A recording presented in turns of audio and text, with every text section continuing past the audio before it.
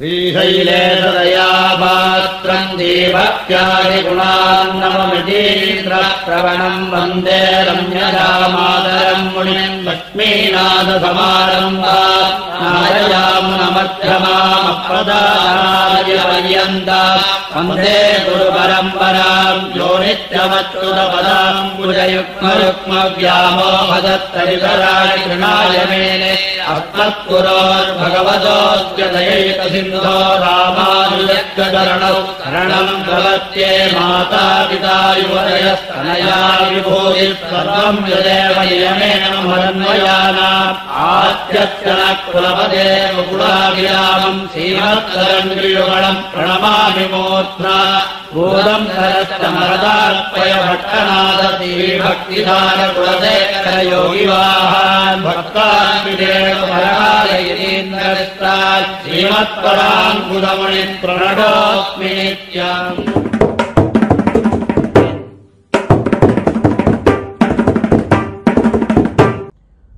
ஆழ்வார்கள் வாழி அருளிச் செயல் வாழி தாழ்வாதுமில் குறவர் தாம் வாழி ஏழ்பார்முய்ய அவர்களுரைத்தவைகள் தாம் வாழி செய்யமறை தன்னுடனே சேர்ந்து குருமுகமனதீத்ய பிராகவேதானசேஷான் நரபதி பலிகிருப்தம் சுல்க மாதா து காமஹா ஸ்வசுரமமரவந்தியம் ரங்கநாதஸ்ய சாக்ஷாத் த்விஜகுலதிலகம் தம் விஷ்ணுசித்தன் நமாமி. மின்னார் தடமதில் சூழ் வில்லிபுத்தூர் என்னொருகால் சொன்னார் கழற்கமலம் சூடினோம் முன்னாள் கிழியறுத்தான் என்னுரைத்தோம் கீழ்மை நிற்சேரும் வழியறுத்தோம் நெஞ்சமே வந்து பாண்டியன் கொண்டாடப் பட்டர்பிரான் வந்தான் என்ன ஈண்டிய சங்கமெடுத்தூத வேண்டிய வேதங்களோதி விரைந்து கிழியறுத்தான் பாதங்கள் யாமுடைய 10. கோதிலவாம் ஆழ்வார்கள் கூறு கலைக்கெல்லாம் ஆதி திருப்பல்லாண்டானதுவும் வேதத்து கோமென்னும் அதுபோல் உள்ளதுக்கெல்லாம் சுருக்காய் தான் மங்களமாதலால்.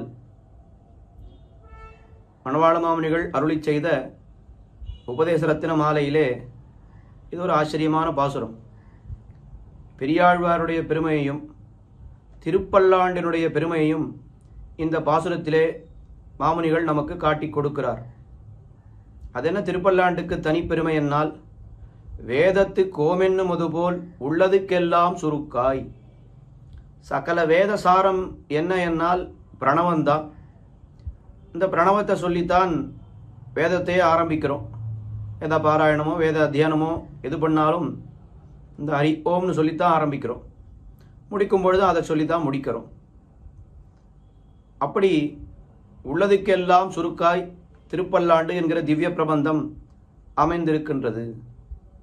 அதற்கு மேலே தான் மங்களமாதலால் ரொம்ப மங்களகரமாக இருக்கக்கூடிய ஒரு பிரபந்தம். பகவானுக்கே மங்களாசாசனம் பண்ணக்கூடிய ஒரு திவ்ய பிரபந்தம் உண்டுன்னா அது திருப்பல்லாண்டு தான். பல ஆழ்வார்கள் பல இடங்களிலே மங்களாசாசனம் பண்ணியிருக்கிறார்கள். ஆனால் ஒரு பிரபந்தம் முழுவதுமாக மங்களாசாசனம் உண்டு என்னால் அது திருப்பல்லாண்டு என்று தான் சொல்ல வேண்டும். அப்படிப்பட்ட திருப்பல்லாண்டு என்பது நம்முடைய சம்பிரதாயத்திலே ஒப்பற்ற ஒரு திவ்ய பிரபந்தமாக கொண்டாடப்படுகிறது. அந்த திருப்பல்லாண்டு என்கிற திவ்ய பிரபந்தத்தை விவரிக்கப் போவதுதான் இன்றைக்கு நாம் அனுபவிக்க இருக்கின்ற நெய்க்குடத்தை பத்தி என்கிற திருமொழி. பெரியாழ்வார் திருமொழியிலே 5ஆம் பத்திலே 2வது திருமொழியாக அமைந்திருக்கக்கூடியது இப்பதிகம். இந்த பதிகத்திலே வியாக்கியானத்திலே ஒரு இடத்திலே பெரியவாச்சான் பிள்ளை சுருக்கமாக ஒரு முக்கியமான விஷயத்தை காட்டுகிறார். நிச்சயமாக நாம் எல்லோரும் தெரிந்து கொள்ள வேண்டிய விஷயம். இத்திருமொழியால் திருப்பல்லாண்டில் அர்த்தத்தை நிகமிக்கிறார். சேவடி செவ்வி திருக்காப்பு என்ற அர்த்தம் உரகல் உரகல் உரகலிலே நிகமித்தார். அடியோமோடும் நின்னோடும் என்கிற பாட்டின் அர்த்தத்தை அரவத்தமிழிலே நிகமித்தார். இந்த பதிகத்தில் இருக்கக்கூடிய கடைசி 2 பாசுரங்கள் உரகல் உரகல் உரகல் ஒன் சுடர் ஆழியே சங்கே என்ன பகவானுக்கு மங்களாசாசனம் பண்ணக்கூடிய ஒரு பாசுரம். 10வது பாசுரம் அறவத்தமிழியினோடும் அழகிய பார்க்கடலோடும் அரவிந்தப்பாவையும் தானும் அகம்படி வந்து புகுந்து என்ன என்னுடைய ஹிருதயத்துக்குள்ளே எம்பெருமான் வந்து சேர்ந்திருக்கிறார் அப்படின்னு சொல்லக்கூடிய பாசுரம். இது அந்த திருப்பல்லாண்டினுடைய முதல் பாசுரத்தினுடைய அர்த்தத்தை விவரிப்பதாக அமைந்திருக்கின்றது. இந்த 2 பாசுரமும் முதல் 2 பாசுரங்கள், பல்லாண்டு பல்லாண்டு என்கிற பாசுரம், அடியோமோடும்ன்ற பாசுரம், இலக்கணப்படி 2 பாசுரங்கள். ஆனால் கோஷ்டியில் சேவிக்கும் பொழுது ஒரே பாசுரமாக சேவிக்கிறோம். பல்லாண்டு எல்லாண்டு என்கிற பாசுரத்திலே உன் சேவடி செவ்வி திருக்காப்பு அப்படின்னு சொன்னார் இல்லையா, அந்த அர்த்தத்தை பகவானுக்கு தன்னை பாராமல் பகவானுக்கு பண்ணக்கூடிய ஒரு மங்களாசாசனம். அங்கே என்ன நடந்தது? பல்லாண்டு அப்படின்ற பாசுரத்தில் மல்லாண்ட திண்டோள் என்று தன்னுடைய தோல் வலிமையை காட்டினான். அந்த தோல் வலிமையை பார்த்து பெரியாழ்வாருக்கு பயம் தீர வேண்டும். ஆனால் பயம் தீராமல் அவருக்கு பயம் அதிகரித்து விட்டது. ஐயோ, இப்படிப்பட்ட தோள்களை உடைய உனக்கு பல்லாண்டு ஏன்னா அப்படி இது பண்ணிட்டார். அந்த மாதிரி இங்கே பகவானுக்கு கைங்கரியம் யார் யார் பண்ணிட்டு இருக்காருன்னா நித்தியசூரிகள்லாம் பண்ணிட்டு இருக்கா. உன் சுடர் ஆழியே சங்கே நாந்தக வாளே சார்ங்கமே தண்டே என்று இந்த நித்தியசூரிகள் எல்லோரும் எம்பெருமானை காத்து கொண்டு இருக்கிறார்கள். அவர்களை பார்த்தா இவருக்கு பயம் தீரணுமே, ஆனால் பயம் தீரவில்லை, பயம் அதிகரித்து விட்டது என்று பார்க்கிறோம். அப்போ அந்த திருப்பல்லாண்டு பல்லாண்டு பல்லாண்டு என்கிற பாசுரத்தினுடைய அர்த்தம் உரகல் உரகல் என்கிற பாசுரத்திலே ரொம்ப அழகாக விவரிக்கிறார். அடியோமோடும் நின்னோடும் பிரிவின்னி 1000 பல்லாண்டு என்கிற பாசுரத்தை அறவத்தமிழியினோடும் அழகிய பார்க்கடலோடும் என்கிற பாசுரத்திலே நிகமிக்கிறார் என்று காட்டினார். இதில் ஒரு அழகான ஒரு சந்தேகத்தை கேட்டுக்கொண்டு பெரியவாச்சான் பிள்ளை அங்கேயே பதில் சொல்லிட்டார். திருப்பல்லாண்டில் தன்னை பாராமல் பகவானை பார்த்தார், அவனுக்கு பல்லாண்டு பாடினார்ன்றது தானே திருப்பல்லாண்டு. ஆனால் நடுவில் ஒரு வார்த்தை என்ன சொல்லிட்டார் பெரியாழ்வார்? அடியோமோடும் நின்னோடும் பிரிவின்னி 1000 பல்லாண்டுன்னு சொல்லிட்டார். எனக்கும் பல்லாண்டுன்னு சொல்லிட்டார். நானும் 1000 வருஷம் இருக்கணும் அப்படின்னு சொன்னார். ஐயோ, இது என்ன சுவாமி, சுவார்த்தமாக மங்களாசாசனம் பண்ணலாமா? பகவான் நன்னா இருக்கணும், பகவான் நன்னா இருக்கணும்னு பண்ண வேண்டி இருக்க, நான் 1000 வருஷம் இருக்கணும்னு பெரியாழ்வார் தனக்கு தானே மங்களாசாசனம் பண்ணிக்கிறாரே, இது எப்படி பொருந்தும்? பெரியாழ்வார் போய் இப்படி பண்ணலாமா என்ன அவரே கேள்வி கேட்டுக்கொண்டார். வியாக்கியான சக்கரவர்த்தி பெரியவாச்சான் பிள்ளை அதுக்கு ரொம்ப அழகாக சமாதானம் சொல்லிட்டார். இல்லை, பெரியாழ்வாருக்கு தனக்கு பல்லாண்டு பாடிக்கணும்னு எல்லாம் ஒன்றும் ஆசை இல்லை, எம்பெருமானுக்கு பல்லாண்டு பாட வேண்டும்ன்றது தான் அவருக்கு ஆசை. சரி, எம்பெருமானுக்கு பல்லாண்டு பாடுறதுக்கு யாராவது இருக்காளான்னு தேடி பார்த்தார். இந்த லோகத்தில் பார்த்தா எல்லாரும் எப்படி இருக்கும்? நாமெல்லாம் உண்டியே உடையே உகந்தோடும் என்ன, எங்கே சாப்பாடு கிடைக்கிறது, எங்கே பணங்காசு கிடைக்கிறது, எங்கே துணிமணி கிடைக்கிறதுன்னு அது பின்னாடி ஓடின்னு இருக்கும். அப்போ எம்பெருமானுக்கு மங்களாசாசனம் பண்ணுறதுக்கு யாருமே இல்லை.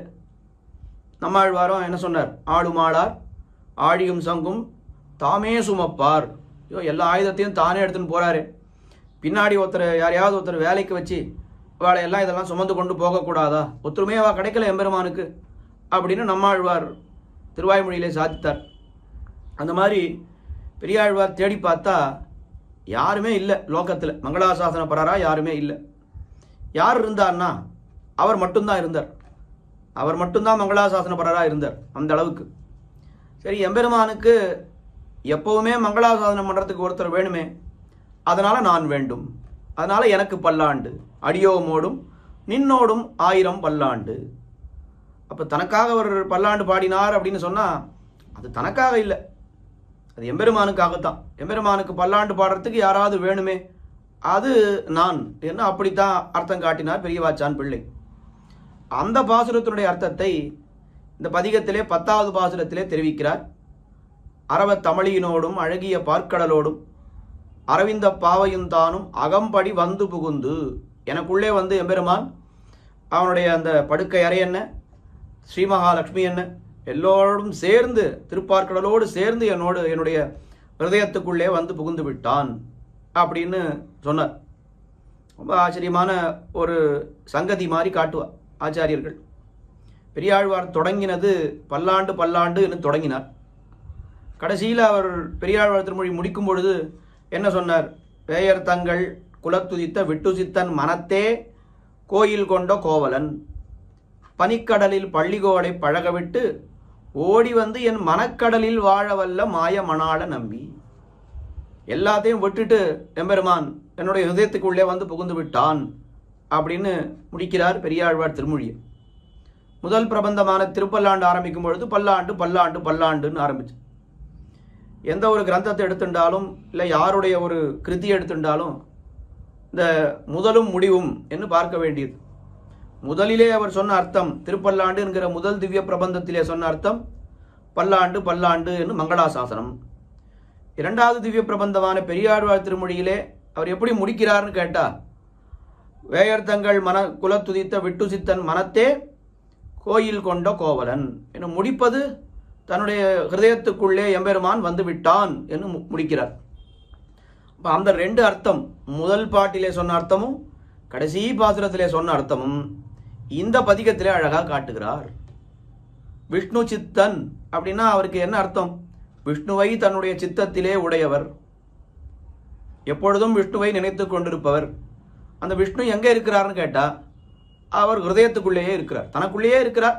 அதனால அவரையே நினைத்து கொண்டிருக்கிறார். விஷ்ணு சித்தன்ற நாமம் ரொம்ப அழகான ஒரு நாமம். இந்த பதிகத்தை முடிக்கும் பொழுது பறவையின்னான் விட்டு சித்தன் அந்த திருநாமத்தை சொல்லியே அழகாக முடிக்கிறார். அத்தனை முக்கியமான ஒரு திருமொழி இந்த நெய்க்குடத்தை பத்தி என்கிற திருமொழி. இந்த திருமொழி எந்த எம்பெருமான் விஷயமானது என்னால் பொதுவாக இது பகவான் எம்பெருமான் விஷயமானது. கீழே அனுபவித்த 4 திருமொழிகள், மாதவத்தோன் புத்திரன் போய் மரவடியை தம்பிக்கு துப்புடையாரை அடைவதெல்லாம், அந்த 3 திருமொழிகள் ஸ்பஷ்டமா திருவரங்கநாதன் விஷயமானது. பாசுரத்திலேயே அரங்கா அரங்கான்னு வந்தது. வாக்கு தூய்மை இல்லாமையினாலே என்ன 5ஆம் பத்திலே முதல் திருமொழி இருக்கே, அதுல ரங்கநாதரை பத்தியோ பெரிய பெருமாளை பத்தியோ ஸ்பஷ்டமா திருநாமம் இல்லை.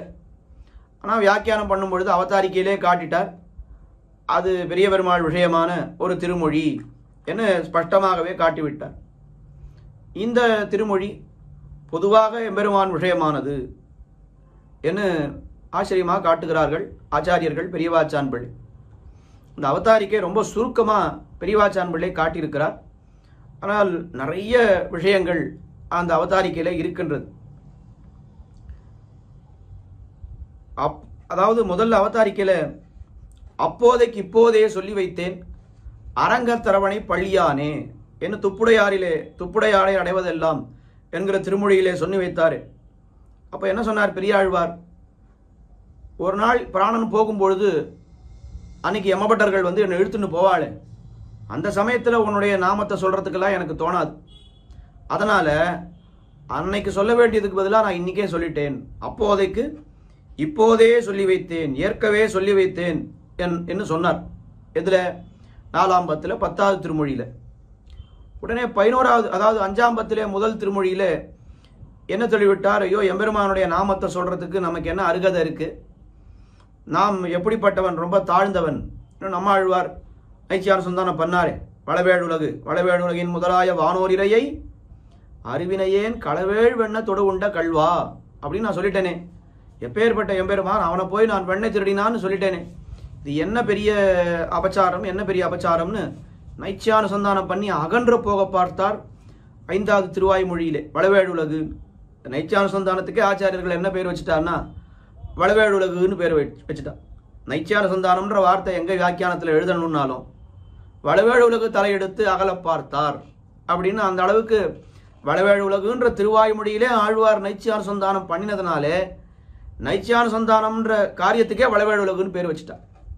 அப்போ முதல் திருமொழியில் என்ன பண்ணியிருக்கார் பெரியாழ்வார் அப்படின்னா, இது பெரியாழ்வாருடைய வளவேழுலகு அப்படின்னா என்ன அர்த்தம்? பெரியாழ்வாருடைய நைச்சியானுசந்தானம். சழக்கு நாக்கொடு புன்கவி சொன்னேன்.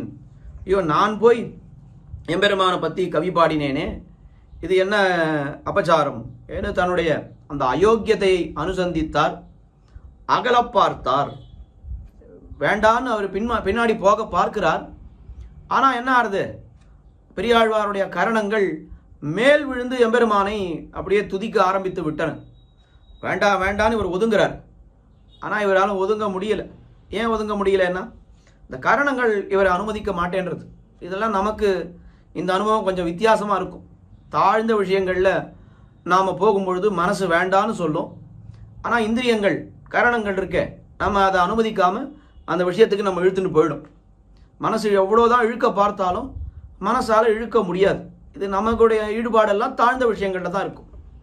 ஆனால் ஆழ்வார்களுடைய ஈடுபாடெல்லாம் பகவத் விஷயத்தில் மட்டும்தான் இப்படி இருக்கும். தாழ்ந்த விஷயங்களில் ஏறெடுத்து கூட பார்க்க போகிறதில்லை. அப்போ கரணங்கள் ஆழ்வாரை விஞ்சின விடாய் உடைய கரணங்கள். உடனே முடியானே என்கிற திருவாய்மொழி ஞாபகத்தில் வர வேண்டும். முடியானே என்கிற திருவாய்மொழியில் ஆழ்வாருக்கு என்ன எடுத்து, நம்ம ஆழ்வாருக்கு தன்னை விஞ்சின கரணங்கள், கரணங்களை விஞ்சின தாமுமாய் என ரொம்ப அழகாக அதை அர்த்தம் காட்டினோம். ஒரு கரணம் என்ன பண்ணுறது, மற்றொரு இந்திரியம் பண்ண வேண்டிய காரியத்தை தான் பண்ணணும்னு ஒரு இந்திரியம் ஆசைப்படுறது. எல்லாரும் பண்ண வேண்டிய, எல்லா இந்திரியங்களும் பண்ண வேண்டிய காரியத்தை ஆழ்வார் பண்ணணும்னு ஆசைப்படுறார். ரொம்ப அழகாக ஒரு உதாரணம் கூட காட்டினான். ஒரு கிராமத்தில் க்ஷாம காலம், பஞ்சம் ஏற்பட்டிருக்கு. 6 மாதம் 3 மாதம் சாப்பாடே கிடைக்கல யாருக்கும். இதெல்லாம் கூட நிறைய நம்ம இந்த செய்திகள் எல்லாம் பார்க்குறோம். 6 மாதத்துக்கு அப்புறம் ஒரே ஒரு ரொட்டி துண்டு கிடைச்சதுன்னு சொல்கிறான். ஒருத்தனுக்கு ஒரு ரொட்டி துண்டு கிடைச்சது. அவன் பெரிய குடும்பி, பெரிய குடும்பத்தை எல்லாம் வச்சுருக்கான். அவன் 7 பசங்க 8 பசங்க 10 பசங்க இருக்கான். அவன் என்ன பண்ணுறான், எல்லாருக்கும் பிரித்து கொடுத்துட்டான். ரொட்டி துண்டை பிச்சு கொடுத்துட்டான். உடனே என்ன பண்ணுறான், இவனுக்கு ரொம்ப பசிக்கிறதுன்னு பசங்க வாயிலேருந்து எடுத்து இவன் சாப்பிட்றான். பசங்கள்லாம் என்ன பண்ணுறதுன்னா இவன் வாயிலேருந்து எடுத்து அதுகள் சாப்பிட்றது. அதனால் எந்த கிரமமும் இல்லாமல் ஆழ்வாருக்கு என்ன எடுத்து அங்கே முடியானேன்ற திருவாய்மொழியில் ஒரு இந்திரியம் பண்ண வேண்டிய விருத்தியை மற்றொரு இந்திரியம் ஆசைப்படான் என்றது. அந்த அளவுக்கு ஆழ்வாருக்கு, நம்ம ஆழ்வாருக்கு அனுபவம் ஏற்பட்டது. அது மாதிரி முடியுமா சுவாமின்னெல்லாம் அங்கே ஆட்சேபனை எழுந்தது. ஒரு இந்திரியம் பண்ணக்கூடிய காரியத்தை இன்னொரு இந்திரியம் எப்படி பண்ண முடியும் அப்படின்னா, அதுக்கு லௌகிகமாக ஒரு உதாரணத்தை கூட காட்டினான். பாம்பு, அந்த பாம்புக்கு சம்ஸ்கிருதத்தில் சக்ஷுஸ்ரவஸ்ன்னு பேர், கட்செவி என்று தமிழ்லேயே சொல்லுவோம். அதுக்கு கண்ணிலேயே காது இருக்கு. சக்ஷுஸ்ரவஸ்னா என்ன அர்த்தம், கண்ணிலேயே காது இருக்கக்கூடிய ஒரு ஜந்து அது. இப்போ கண்ணாலேயே கேட்கறது, அதனால தான் பாம்பு காதுன்னு இந்த மாதிரி இருக்கிறவாழ நம்ம சொல்கிறோம். அப்போ கண்ணான இந்திரியம் காதாகிற இந்திரியம் பண்ணக்கூடிய காரியத்தை சாதாரண ஒரு பாம்பால் பண்ண முடியும்னா, மயர்வர மதிநல மருள பெற்ற ஆழ்வாருக்கு இது நடந்ததுன்னா நம்ம ஏன் அதுக்கு சந்தேகப்படணும், அது நடக்காதுன்னு ஏன் நினைக்க வேண்டும் என்று சமாதானங்கள் காட்டினோம். இதுக்காக இத்தனையும் நாம் இங்கே நினைக்க வேண்டும் என்னால், கரணங்கள் மேல் விழுந்தபடி அப்படி ஆழ்வாரை மீறி கரணங்கள்லாம் எம்பெருமான துதிக்க புறப்பட்டு விட்டன. அதுக்கு ஆழ்வார் க்ஷமையை பிரார்த்தித்தார். ஐயோ, நான் தெரியாமல் பண்ணிட்டேன், நான் போய் எம்பெருமான கவி பாடினால் அது எவ்வளோ பெரிய அபச்சாரம் என்று அவர் என்ன பண்ணார் அப்படின்னு ஆழ்வார் இது பண்ணார். சரி, எம்பெருமான் பார்த்தார். எம்பெருமான் என்ன பண்ணார்னு கேட்டால், ரொம்ப நாம் தள்ளி இருந்தால் தானே ஆழ்வாருக்கு இந்த மாதிரி எல்லாம் ஏற்படுறது. ஏதோ நைச்சியான சந்தானம், ஏதோ நான் அயோக்கியதானு சந்தானம் பண்ணி அகல பார்க்கிறார். இதெல்லாம் நம்ம தள்ளி இருந்தால் தானே கிட்ட போயிடலாம். யாராக இருந்தாலும் நமக்கு ரொம்ப தூரமாக இருந்தா அப்படின்னு சொன்னால் அவள் இடத்துல இந்த மாதிரி நைச்சியான சந்தானம், கொஞ்சம் ஜாகிரதையாக பேசணும், ஜாகிரதையாக பழகணும், இப்படிலாம் நம்ம இருப்போம். அவரே நம்ம ஆற்றுக்கு வந்துட்டு நம்ம தோள் மேலே கை போட்டுண்டு என்னப்பா என்ன சமாச்சாரம் அப்படின்னு கேட்டுட்டா, அதுக்கப்புறம் நமக்கு அந்த அயோக்கியதான சந்தானம், நைச்சியான சந்தானம்லாம் நமக்கு இருக்காது. அவரோட நல்லா சகஜமாக பேசுவோம். சரி, எம்பெருமான் என்ன பண்ணார், அப்படியே ஆழ்வார் கிட்ட வந்து ஆழ்வாருக்கு உள்ளேயே அப்படியே புகுந்து விட்டான், ஹிருதயத்துக்குள்ளே புகுந்து விட்டான். இது நம்மாழ்வாருக்கு எப்படி நடந்ததுன்னு கேட்டால், இவையும் அவையும்ன்ற திருவாய்மொழியில் அவர் என்ன பண்ணா, சூழலுடானே அருகலுடானே அப்படின்னு கொஞ்சமாக வந்து உச்சி உடானே என்ன நம்மாழ்வாருக்கு முழுவதுமாக எம்பெருமான் நம்மாழ்வாருக்குள்ளே வந்து விட்டார் அப்படின்னு அந்த சாத்மிய போக பிரதத்துவம் அப்படின்ற கல்யாண குணத்தை அங்கே அனுபவித்தார் நம்மாழ்வார். முதல் பத்திலே 9வது திருவாய்மொழி. அந்த மாதிரி இந்த திருவாய்மொழியில் எம்பெருமான் என்ன பண்ணா, நம்ம தள்ளி இருந்தால் தான் ஆழ்வார் இப்படிலாம் நைச்சியான சந்தானம் பண்ணுவார், நன்னா உள்ளேயே போயிடலாம், பெருமான் உள்ளே போயிடலான்னு இன்னைக்கு தான் வந்தானா சுவாமி, இதுக்கு முன்னாடி ஆழ்வாருடைய அந்தர்யாமியா இப்போ வந்திருக்கா அப்படின்னா இத்தனை நாளா இல்லையான்னு கேட்க வேண்டாம். ஆழ்வார் உணரும்படி நாம் இன்னைக்கு காட்டி விடலாம் அப்படின்றதான் இன்னைக்கு வந்துட்டா அப்படின்னு சொல்கிறோம். அப்போ எம்பெருமான் நன்னா வந்து ஆழ்வாருடைய ஹிருதயத்திலே இருந்து விட்டான், பெரியாழ்வாருடைய ஹிருதயத்திலே. அதை உணர்ந்த பெரியாழ்வார் சந்தோஷப்பட்டு அவர் என்ன சொல்கிறார், இந்த பதிகத்தை எப்படி அமைத்திருக்கிறார் என்னால், சில நோய்களை பார்த்து இந்த பதிகத்தை பாடுறார். நோய்களை பார்த்து இத்தனை நாள் என்னுடைய உடம்புல ஏறி நன்னா என்னுடைய சரீரத்தை இம்சை பண்ணிட்டு இருந்தீங்கோ, இனிமே நீங்கள் கிட்ட வர முடியாது.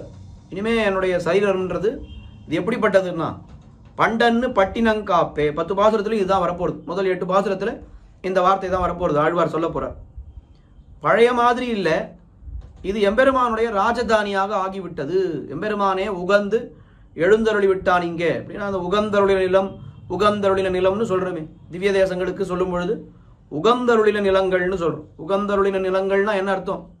எம்பெருமான் உகந்து இந்த இடத்தை தேர்ந்தெடுத்து இங்கே வந்து இருக்கிறான் அப்படின்னா எத்தனை பெருமை அந்த ஊருக்கு. எத்தனையோ ஊர்கள் இருக்கு, அங்கெல்லாம் எம்பெருமான் வந்தாரா? இல்லை, ஏதோ திவ்ய தேசம்னு அந்த இடங்களுக்கு தான் வந்தார். சரி, திவ்ய தேசமாக இல்லாட்டாலும் ஏதோ ஒரு இடத்துல கோயில் கொள்ளலாம்னு பல பல கிராமங்களிலே ஊர்களிலே எம்பெருமான் சந்நிதி பண்ணி எழுந்தருளி இருக்கிறான்.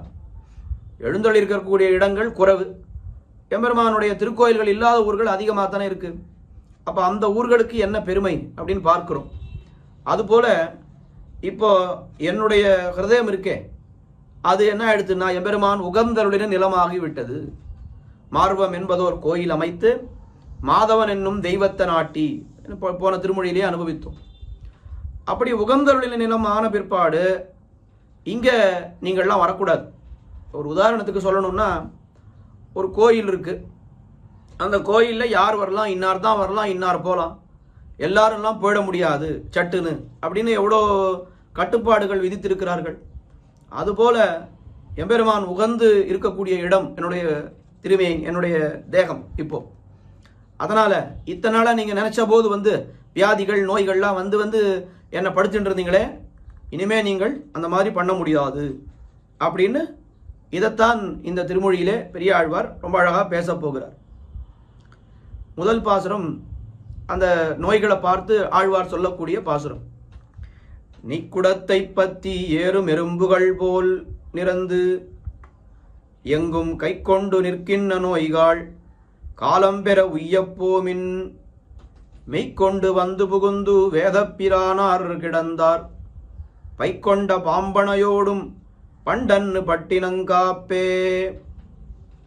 நெய்க்குடத்தை பத்தி ஏறும் எறும்புகள் போல் இறந்து, நல்ல நெய் வைத்திருக்கிறார்கள் ஒரு குடத்திலே. அது ஏதோ யாகத்துக்கோ யஜ்ஞத்துக்கோ வச்சிருக்கா, இல்லை பெருமாளுக்கு தளிகை பண்ணுறதுக்காக சக்கர பொங்கல் பண்ணுறதுக்காக வச்சிருக்கான்னு வச்சுப்போம். அந்த நெய்க்குடத்தில் என்ன ஆயிடுறதுன்னா அப்படியே அதில் ஏறி எறும்புகள் எல்லாம் மொத்த நெய்யும் அப்படியே சாப்பிட ஆரம்பித்து விட்டன. அப்போ என்ன ஆகும்? எறும்புகள் போல் எங்கும் நிறந்து, ஏதாவது ஒரு இடத்துல சாப்பிடுமா, மொத்த குடத்தையும் அப்படியே ஆக்கிரமிச்ச மாதிரி அந்த எறும்புகள் எல்லாம் வந்துவிடும். நெய்க்குடத்தை பற்றி ஏறும் எறும்புகள் போல் நிறந்து எங்கும் கை கொண்டு நிற்கின்ற நோய்கள்.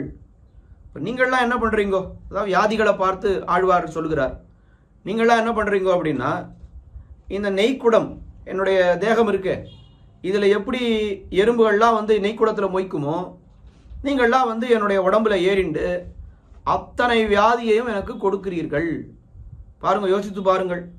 நமக்கு தலையிலேருந்து ஆரம்பித்து கால் வரைக்கும் எத்தனை வியாதிகள் இருக்கு. கையை நீட்டினா மடக்க முடியல, காலை நீட்டினா மடக்க முடியல, மடக்கிட்டு உட்கார முடியல, உட்கார்ந்தா கஷ்டமா இருக்கு, நின்றா கஷ்டமா இருக்கு, நடந்தா கஷ்டமா இருக்கு, படுத்துட்டாலும் கஷ்டமா இருக்குன்னா அப்போ என்னதான் சுவாமி பண்ண முடியும்?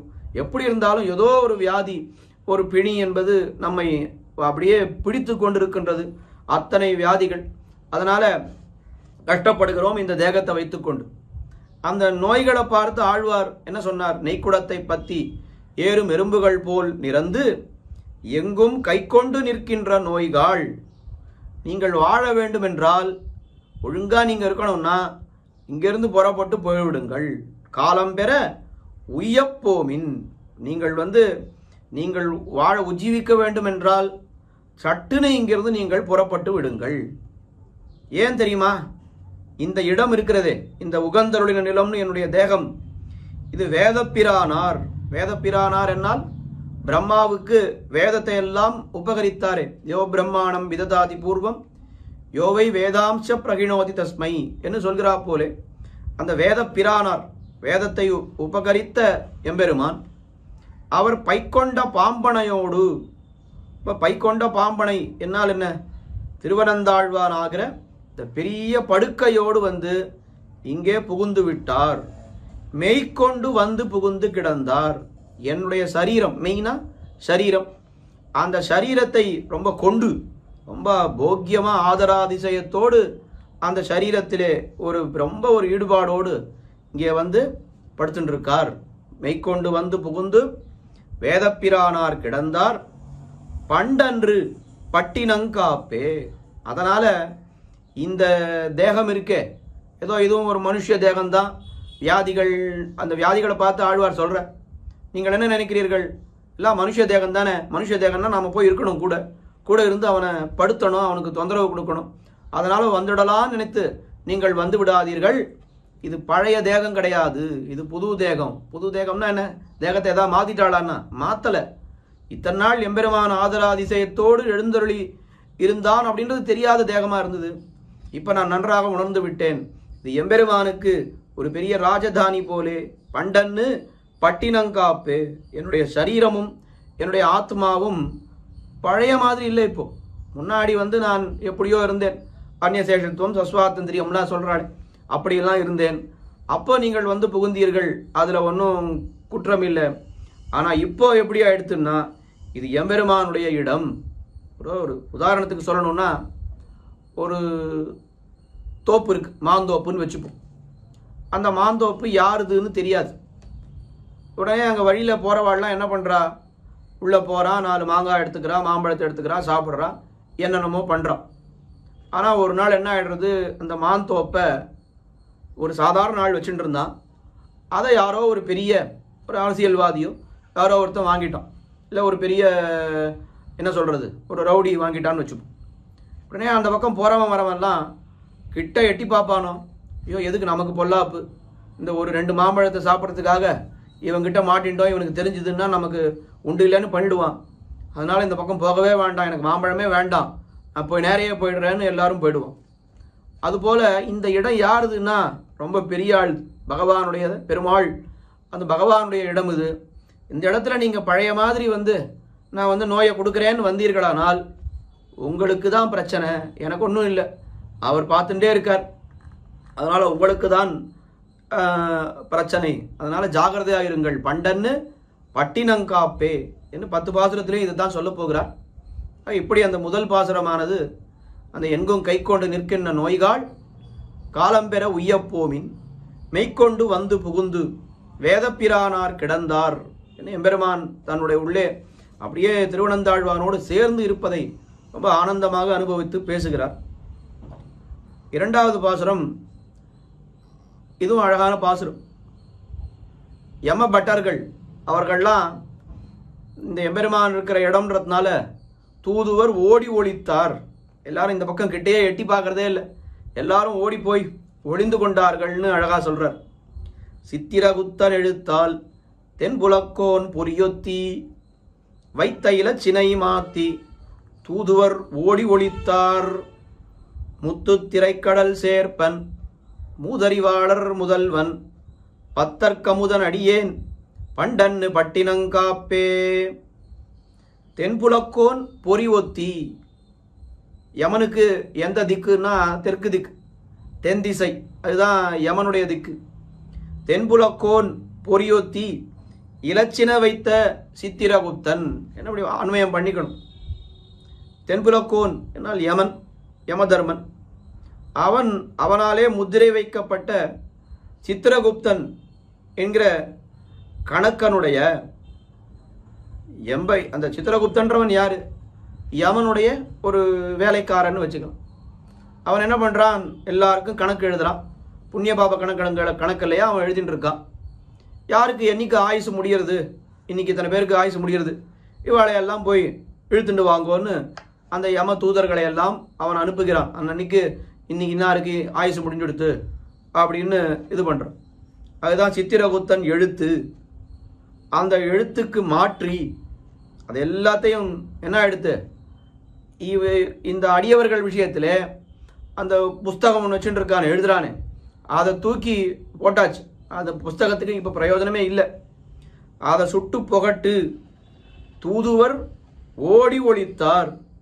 கிட்ட வரத்துக்கே அந்த தூதுவர் யாரு, யம பட்டர்கள்லாம் இருக்காளே, அவள்லாம் கிட்டையே வரமாட்டேன்றான். ஏன்னா இவர் அடியவன் ஆச்சே, ரொம்ப எம்பெருமானுடைய அடியவன். இவர்கிட்ட போய் நம்ம ஏதாவது வம்பு பண்ணா பெரிய இடத்து பொல்லாப்பு நமக்கு எதுக்குன்னு அவள்லாம் பயந்து போறார். எத்தனை பாசுரங்கள் இந்த ஆழ்வார்கள் இந்த விஷயத்தை தெரிவித்திருக்கிறார்கள். திருமழிசை ஆழ்வார் விசேஷமாக திறம்பேல் மின் கண்டீர் திருவடி தன்னாமும் மறந்தும் புறந்தொழா மாந்தர் இறஞ்சியும் சாதுவராய் போதுமின்கள் என்னான் நமனும் தன் தூதுவரை கூவிச்செவிக்கு என்ன. அந்த யம பட்டர்கள் அடியவர்கள் யாராவது இருந்தாக்கா அவ இடத்துல நீங்க கிட்டேயே போகாதீங்கோ, அவர்கிட்ட ரொம்ப சாதுவா போய் ஒரு நமஸ்காரம் பண்ணிட்டு போங்கோன்னு எல்லாம் சொன்னான். வள்ளலே உன் தமர்க்கென்னும் நமன் தமர் கள்ளர் போல் கண்ணபுரத்துறை அம்மானே. திருமங்கி ஆழ்வாருடைய பாசுரம். உன்னை பார்த்தா அடியவரை, ஒரு அடியவரை பார்த்தா, உன்னுடைய அடியவரை பார்த்தால் அந்த நமன் தமர் யமனுடைய அடியவர்கள்லாம் என்ன பண்றா, யம பட்டர்கள்லாம் அப்படியே திருடம் எப்படி ஒழிஞ்சுட்டு போவானோ அந்த மாதிரி ஒழிஞ்சு போய் எங்கேயோ போயிடுறான், கிட்டேயே வரமாட்டேன்றா. ஆனால் இவெல்லாம் நேர பராவதத்துக்கு தானே போறா, யமலோகத்துக்கு போக வேண்டிய காரியம் என்ன?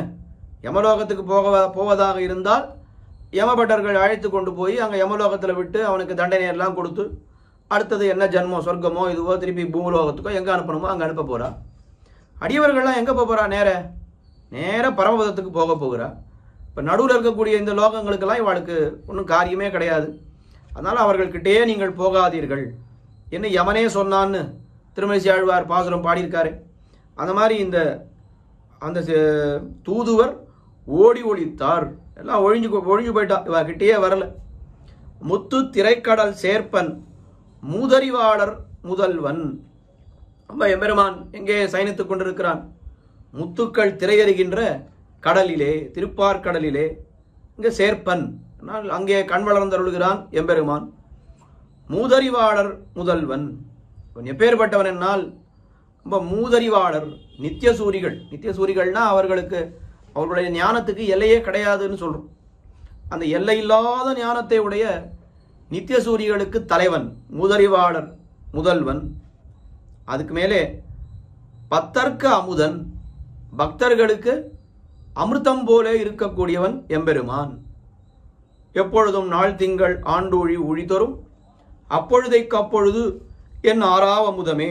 நம்மாழ்வார் சொன்னாரு, ஆறா அமுதே அடியேனுடலம் நின்பால் அன்பாயே.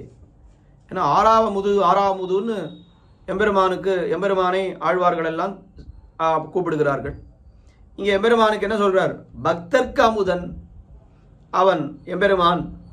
அந்த பக்தர்க்கு அமுதனான எம்பெருமானுக்கு அடியவன் நான், அடியேன்.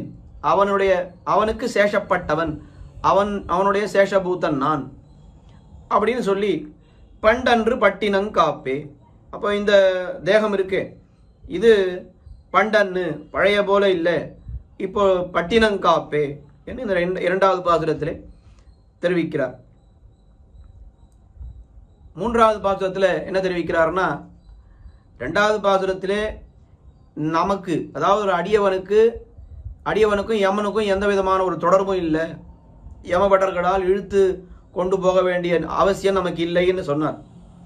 மூன்றாவது பாசுரத்திலே அந்த யமபட்டர்கள் இழுத்து கொண்டு போகிறதுக்கு அதுக்கு அடியான தேக அன்வயமும் இல்லை என்கிறார். அது முதறிவாளர் முதல்வன் அப்படின்னு சொன்னாரோ இல்லையோ. அப்போ தமக்கு அறிவு பிறப்பித்தபடி சொல்லுகிறார். நமக்கு அறிவு இல்லை, ஞானம் இல்லைன்னு சொன்னால் நம்ம என்ன ஆக போகிறோம்? யமபட்டர்களால் இழுத்து செல்லப்பட்டு யமலோகத்துக்கு போய் தண்டனை அனுபவிக்க போகிறோம். அறிவு வந்துடுத்துன்னு சொன்னால் உடனே நமக்கு எங்கே போகணும்? மூதறிவாளர் முதல்வன், நித்தியசூரிகளுக்கெல்லாம் சேவை கொடுத்து கொண்டு இருக்கிறானே, அங்கே தானே நாங்கள் போக வேண்டும். அதை இந்த பாசுரத்திலே, மூன்றாவது பாசுரத்திலே தெரிவிக்கிறார்.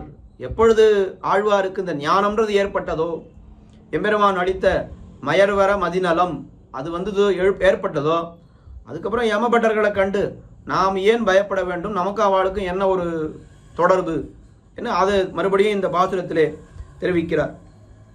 வயிற்றில் தொழுவை பிரித்து வன்புலச்சேவை அதக்கி கைத்து மக்காணி கழித்து காலிடை பாசங்களத்தி எயித்திடை மண்கொண்ட வெந்தை இராப்பகல் ஓதுவித்து என்னை பயித்தி பணி செய்ய கொண்டான் பண்டன்னு பட்டினங்காப்பே. நம்ம எல்லோரும் அவசியம் அனுசந்திக்க வேண்டிய ஒரு சதாசர்வ காலமும் அனுசந்திக்க வேண்டிய பாசுரம்னா அது இந்த பாசுரத்தை சொல்லலாம். பாசுரத்தில் என்ன முக்கியமான அர்த்தம்னா, எயிற்றடை மண்கொண்ட வெந்தை இராப்பகல் ஓதுவித்து என்னை பயித்தி பணி செய்ய கொண்டான்.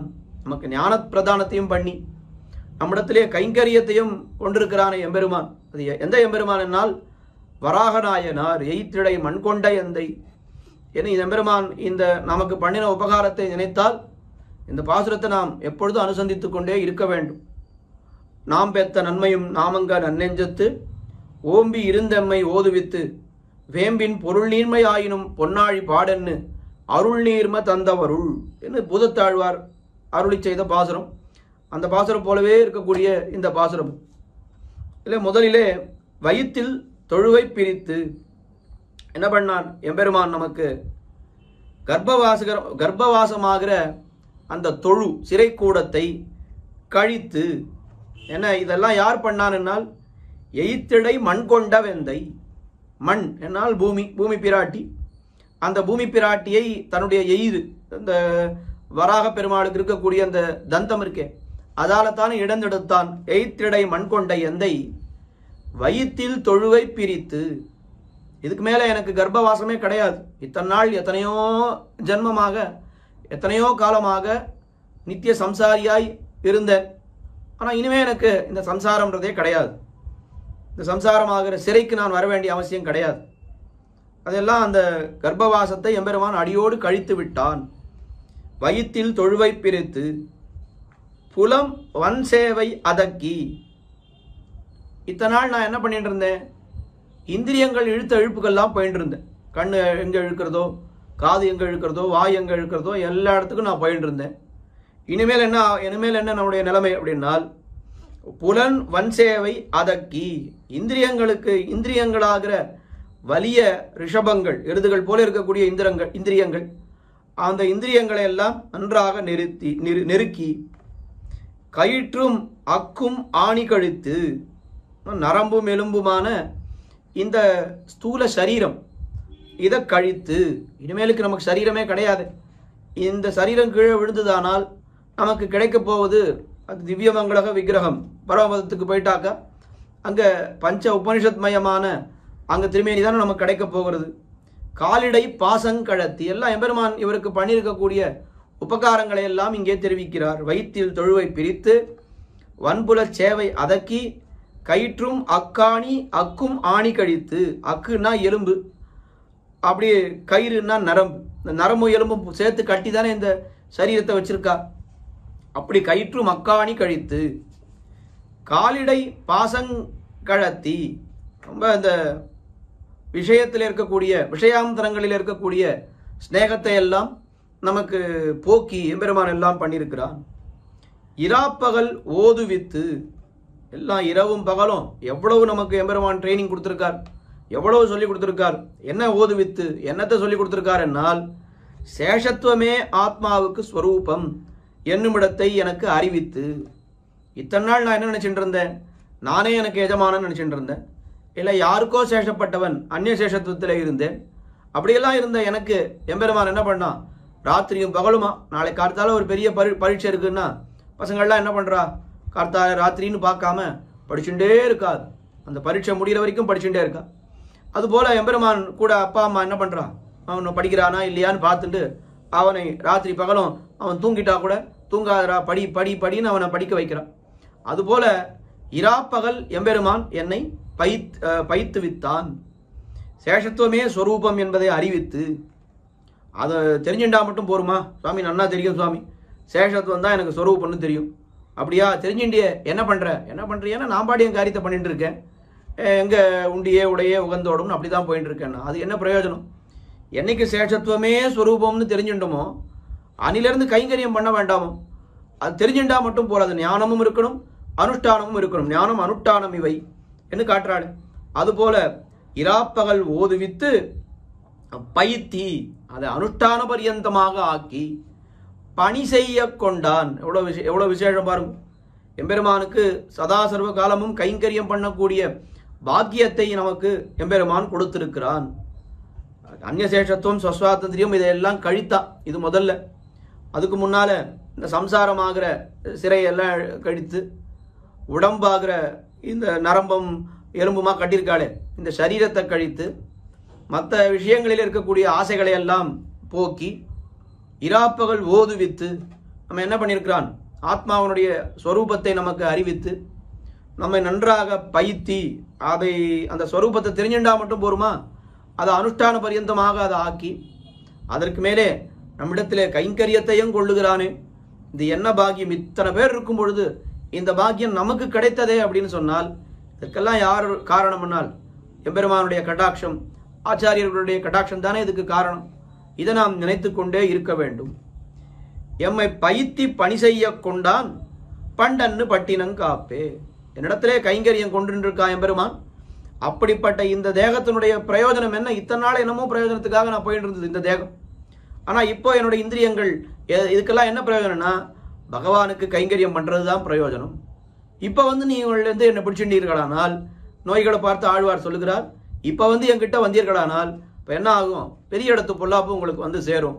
அதனால் ஜாகிரதையாக இருங்கள் என்று சொன்னார். இந்த பாசுரத்தில் எம்பெருமான் பண்ணினான் அப்படின்னு சொன்னாலே போரும். ஆனால் எந்த எம்பெருமான் பண்ணினான் அப்படின்னு சொல்லும் பொழுது பெரியாழ்வார் எயித்திடை மண் கொண்ட வெந்தை, ஞானத்தை கொடுக்கணும்னு சொன்னால் ஞானப்பிரான் தான் அதை கொடுக்கணும். இந்த பெருமாளுக்கு தானே ஞானப்பிரான்னு பேர், வராக பெருமானுக்கு தானே ஞானப்பிரான்னு பேர். இருங்கற்பகம் சேர் வானத்தவர்க்கும் அல்லாதவர்க்கும் மத்தெல்லாயவர்க்கும் ஞானப்பிரானை அல்லால் இல்லை நான் கண்ட நல்லதுவே. இவரைத்தானே ஞானப்பிரான்னு சொன்னார். நரசிம்மனை சொன்னாரா ஞானப்பிரான்னு, ராமனை சொன்னாரா, பகவத்கீதையெல்லாம் கொடுத்துருக்கான் கண்ணன், அவனை என்னைக்காவது ஆழ்வார் ஞானப்பிரான்னு சொன்னாரா? ஆனால் வராக பெருமானைத்தான் ஞானப்பிரான்னு சொன்னார். அப்படி அந்த வராக பெருமான் அவர் தான் எனக்கு ஞானப்பிரதானம் பண்ணினார்னு பெரியாழ்வாரும் தெரிவிக்கிறார். திருமங்கை ஆழ்வாரும் அதே தான் சொன்னார். பன்னியாயன்னு பாரகன் கீண்ட பாழியான் ஆழியான் அருளே நன்னு நான் உய்ய நான் கண்டுகொண்டேன் நாராயணா என்னும் நாமம். அந்த திருமந்திரத்தை உபகரித்தது யாரு, ராமனா கண்ணனா? அவள்லாம் இல்லை, வராக பெருமாள் தான் ஞானத்தை கொடுத்தான். அப்போ வராக பெருமான் அப்படின்னு சொன்னா அவர் என்ன கொடுப்பார், ஞானத்தை நமக்கு கொடுப்பார். எல்லாத்துக்கும் மூலம் ஞானம் தானே, ஞான பக்தி வைராக்கியம்னு சொல்றோமே. அதுக்கு மூலம் எது, முதல்ல ஞானம் வரணும், அதுக்கப்புறம் பக்தி, அப்புறம் இத்தர விஷயங்கள்ல வைராக்கியம். அது அப்படியே முதிர்ந்து பரபக்தி பரஜானம் பரமபக்தி வரைக்கும் போறது. அப்படின்னா இதுக்கு முதல் படி எது, ஞானம். அந்த ஞானத்தை யார் கொடுத்தார், வராக பெருமாள் கொடுத்தார் அப்படின்றது ஸ்பஷ்டமா அத்தனை ஆழ்வார்களும் காட்டியிருக்கிறார்கள். இவளும் இந்த பெரியாழ்வாரும் அதே விஷயத்தை காட்டியிருக்கிறார். எயித்திடை மண் கொண்ட வெந்தை இராப்பகல் ஓதுவித்து என்னை பயித்தி பணி செய்ய கொண்டான் பண்டன்னு பட்டினங்காப்பே. ரொம்ப விசேஷமான வியாக்கியானங்கள், வியாக்கியானத்தில் நிறைய விஷயங்கள் காட்டியிருக்கிறார் பெரியவாச்சான் பிள்ளை. தனியாக எல்லா இடத்தையும் எடுத்து அனுபவிக்க வேண்டும். அடுத்தது 4வது பாசுரம். அந்த நோய்களை பார்த்து நீங்கள்லாம் மறுபடியும் என்னுடைய அருகிலே வந்தீர்களானால் ஹிரண்யன் பட்ட பாட்டை நீங்கள் படப்போகிறீர்கள், ஜாகிரதையாக இருங்கள். ஏன்னா அதைத்தான் இங்கே சிங்கப்பிரான் அவனெம்மான் சேரும் திருக்கோயில் கண்டீர்னு சொல்ற. மங்கிய வல்வினை நோய்கள் உமக்குமோர் வல்வினை கண்டீர், இங்கு புகேன்மின் புகேன்மின் எளிதன்னு கண்டீர் புகேன்மின், சிங்கப்பிரான் அவனெம்மான் சேரும் திருக்கோயில் கண்டீர், பங்கப்படாதுய்யப்போமின் பண்டன்னு பட்டினங்காப்பே. ஒரு காட்டுக்கு நாம போறோம். இந்த காட்டுல ஒரு குகை இருக்கு. அந்த குகைக்குள்ளே ஒரு சிங்கம் இருக்குன்னு நல்லா தெரியுது. குகைக்குள்ளே ஒரு சிங்கம் இருக்கு அப்படின்னா அந்த குகைக்குள்ளே நாம போவோமா?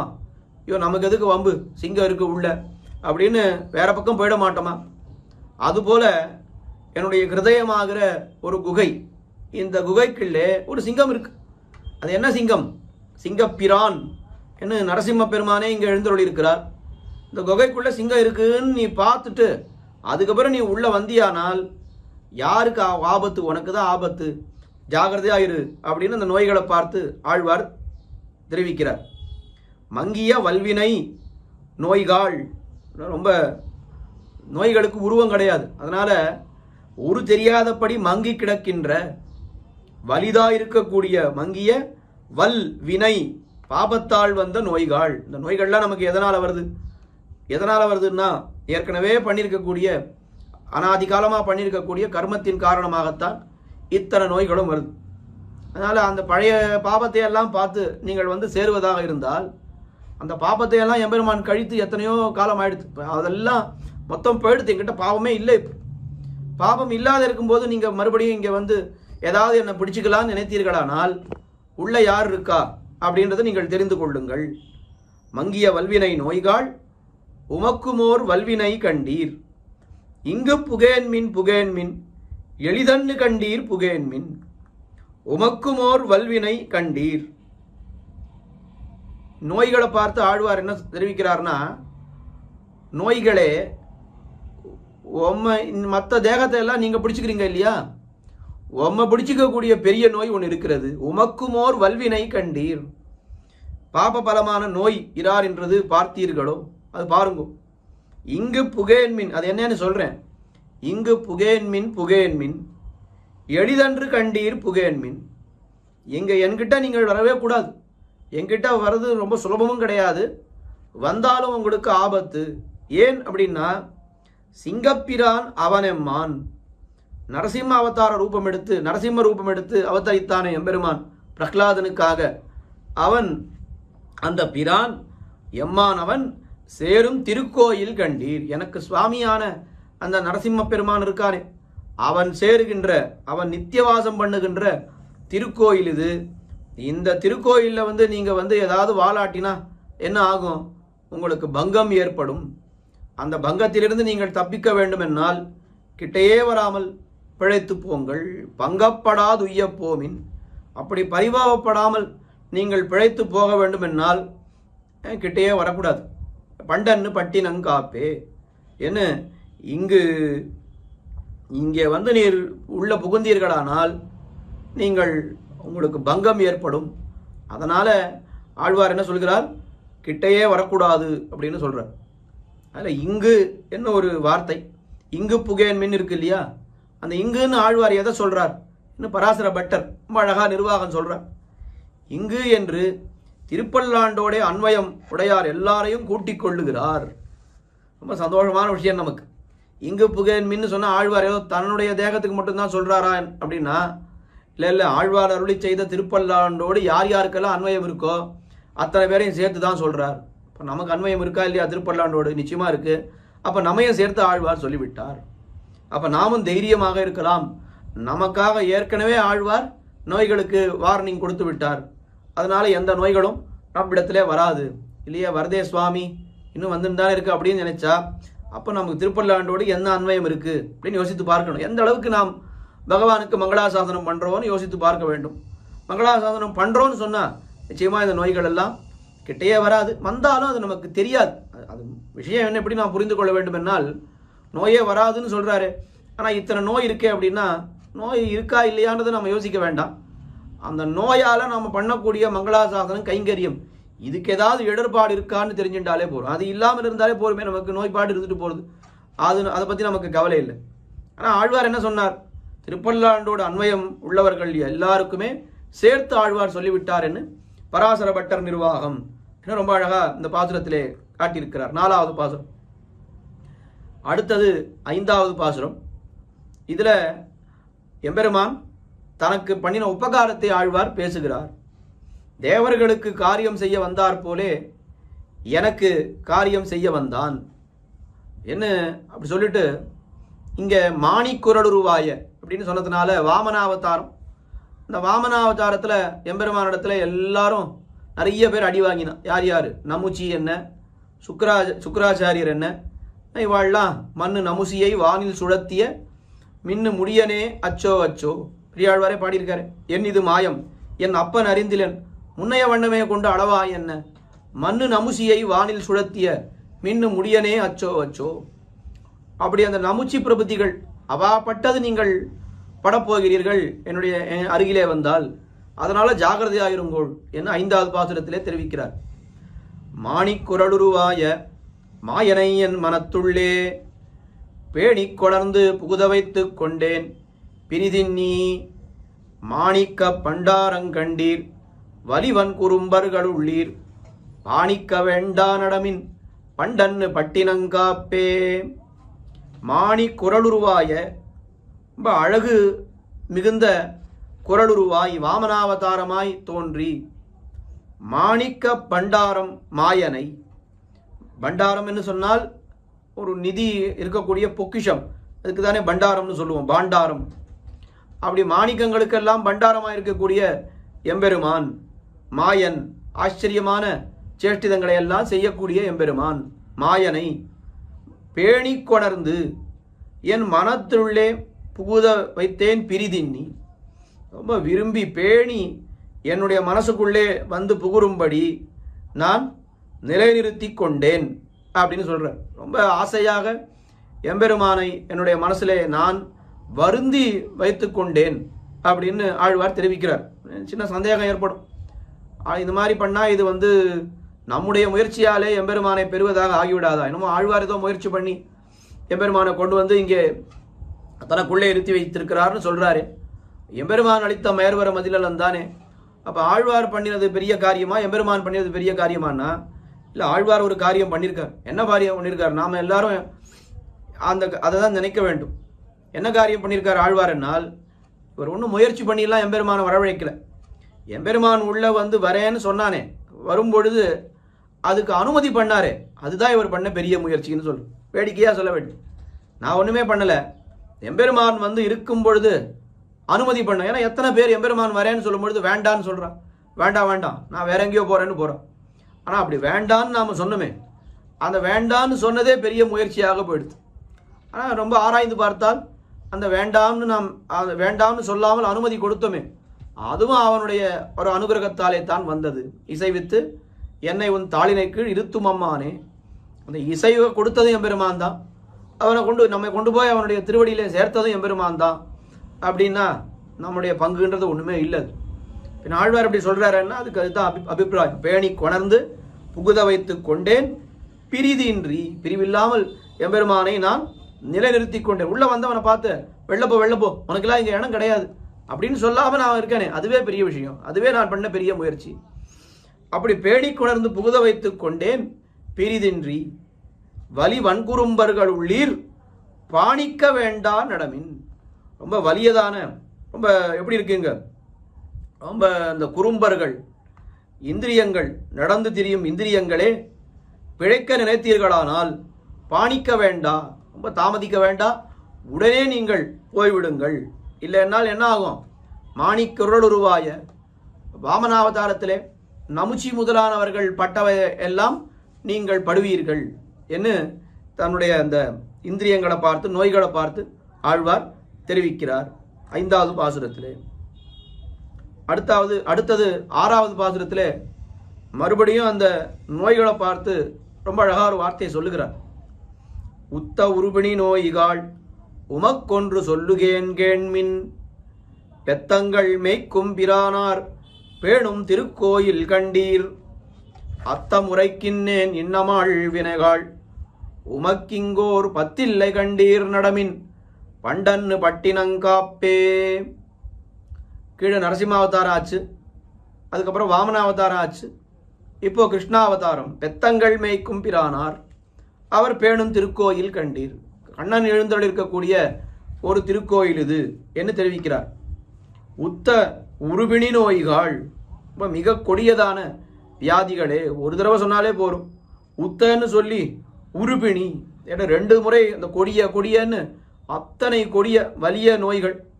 அதில் உத்த உருபிணி நோய்கள் உமக்கொன்று சொல்லுகேன் கேண்மின், உமக்கு ஒரு வார்த்தை சொல்றேன் கேளுங்கோ. பெத்தங்கள் மேய்க்கும் பிரானார் பேணும் திருக்கோயில் கண்டீர். பசுக்களை மேய்க்கின்ற பிரான், கண்ணபிரான் இருக்காரே, அவர் இருக்கக்கூடிய, விரும்பி வர்த்திக்கக்கூடிய திருக்கோயில் அது ஆழ்வினைகாள் என்ன பாபங்களே. இந்த பாபங்களை பார்த்தும் ஆழ்வார் தெரிவிக்கிறார். இன்னும் அப்தமுறைக்கின்னேன், மேலும் நான் உங்களுக்கு அறுதிட்டு சொல்லுகின்றேன். உமக்கு இங்கோர் பற்றில்லை கண்டீர். ஏன்னா பாபத்தை சொல்றாரா நோயை சொல்றாரான்னா, பாபத்தின் காரணமாகத்தானே நோய் வருது. யாருக்கு என்னென்ன பாபம் இருக்கோ, என்னென்ன நோய் வரணும்னு இருக்கோ அந்த நோய்கள் தேடி வருகிறது. பாபம் இல்லாதவனை ஒரு நாளும் நோய் பிடிக்கவே போறதில்லை. அவனுடைய பாபத்துக்கு அனுகுணமாக அதுக்கு தக்கவாறு தான் நோய்கள் வரப்போகின்றன. அதனால பாபங்களையும் சொல்றார், நோய்களையும் சொல்றார். பாபங்கள் போயிடுத்துன்னா நோய் வரவே போறது இல்லை. அதனால பாபத்தை பார்த்து என்ன சொல்றார்? அத்தா முறைக்கின்னேன் உமக்கு இங்கோர் பற்றில்லை கண்டீர் நடமின். இனிமே இந்த தேகத்துல அவங்களுக்கு ஒரு காரியமும் கிடையாது. ஏன்னா மொத்த பாபத்தையும் எம்பெருமான் கழித்து விட்டானே. மொத்தம் இப்போ நில் பேலன்ஸ் ஆயிடுது. அதனால நில் பேலன்ஸ் ஆயிடுதுன்னா மோட்சத்துக்கு போக வேண்டியதுதான் என்னுடைய காரியம். வேற ஒன்றும் எனக்கு இங்கே காரியமே இல்லை. அதனால பாபங்களுக்கும் இங்கே காரியம் இல்லை, இந்த பாபத்தாலே வரக்கூடிய நோய்களுக்கும் இங்கே ஒரு பிரயோஜனமும் இல்லை. உமக்கு இங்கோர் பற்றில்லை கண்டீர் நடமின் பண்டன்னு பட்டினங்காப்பே என்ன 6வது பாசுரத்திலே தெரிவித்தார். அடுத்தது 7வது பாசுரம். இங்க என்ன சொல்றார் அப்படின்னால், யமவசியத்தை கடி இந்திரியத்தை என்கிறார். இந்த இந்திரியங்கள் இருக்கே, இந்த இந்திரியங்களால தான் நாம போய் என்ன பண்றோம்? யமனிடத்திலே மாட்டிக்கொள்கிறோம். பாபத்தை கர்மங்களை எல்லாம் கழிப்பதற்காக ஒரு ஜன்மம் எடுத்தா நம்ம என்ன பண்றோம்? இன்னும் 100 ஜன்மம் எடுக்க வேண்டிய அளவுக்கு அதுல பாபங்கள் பண்ணுகிறோம். இந்த பாபங்களை எல்லாம் பண்றது யாரு அப்படின்னா நாம தான் பண்றோம். எதை கொண்டு பண்றோம்? இந்திரியங்களை கொண்டு பண்றோம். அப்போ அந்த யமனுடைய இடத்துக்கு நாம போக வேண்டும் என்னால், போகிறோம் என்னால் அதற்கு காரணம் யார்? இந்திரியங்கள். அதை இந்த பாசுரத்தில் நமக்கு நன்றாக உணர்த்துகிறார். கொங்கை சிறுவரை என்னும் பொதும்பினில் விழுந்து வழுக்கி அங்கோர் முழையினில் பூக்கிட்டு அழுந்தி கிடந்துழல்வேனை வங்கக்கடல் வண்ணனம்மான் வல்வினையாயினமாத்தி பங்கப்படா வண்ணம் செய்தான் பண்டன்னு பட்டினங்காப்பே. கொங்கை சிறுவரை என்னும் பொதும்பினில் வீழ்ந்து வழுக்கி. எல்லாரும் நிறைய ஆழ்வார்கள் இதெல்லாம் சொன்னார். ஆவியே அமுதே என நினைந்துருகி அவரவர் பணமுலை துணையா பாவியே நுணராது எத்தனை பகலும் பழுது போய் ஒழிந்தன. ஏன்னா அப்படியே என்னுடைய காலம் கழிந்து விட்டன அப்படின்னு ஆழ்வார், திருமங்கை ஆழ்வார் சொன்னார். பெரிய ஆழ்வார் என்ன சொல்கிறார்? கொங்கை என்றும் சிறு அறை என்றும், பெண்களுடைய முலை அதில் ஆசைப்பட்டு நான் போகினேன். சிறு அறை, சிறு அறையினால் இந்த சிற்றிடை, இடை பிரதேசத்தை ரொம்ப ஈடுபாடு கொண்டு அது மேலே ஈடுபாடு கொண்டு போனேன்.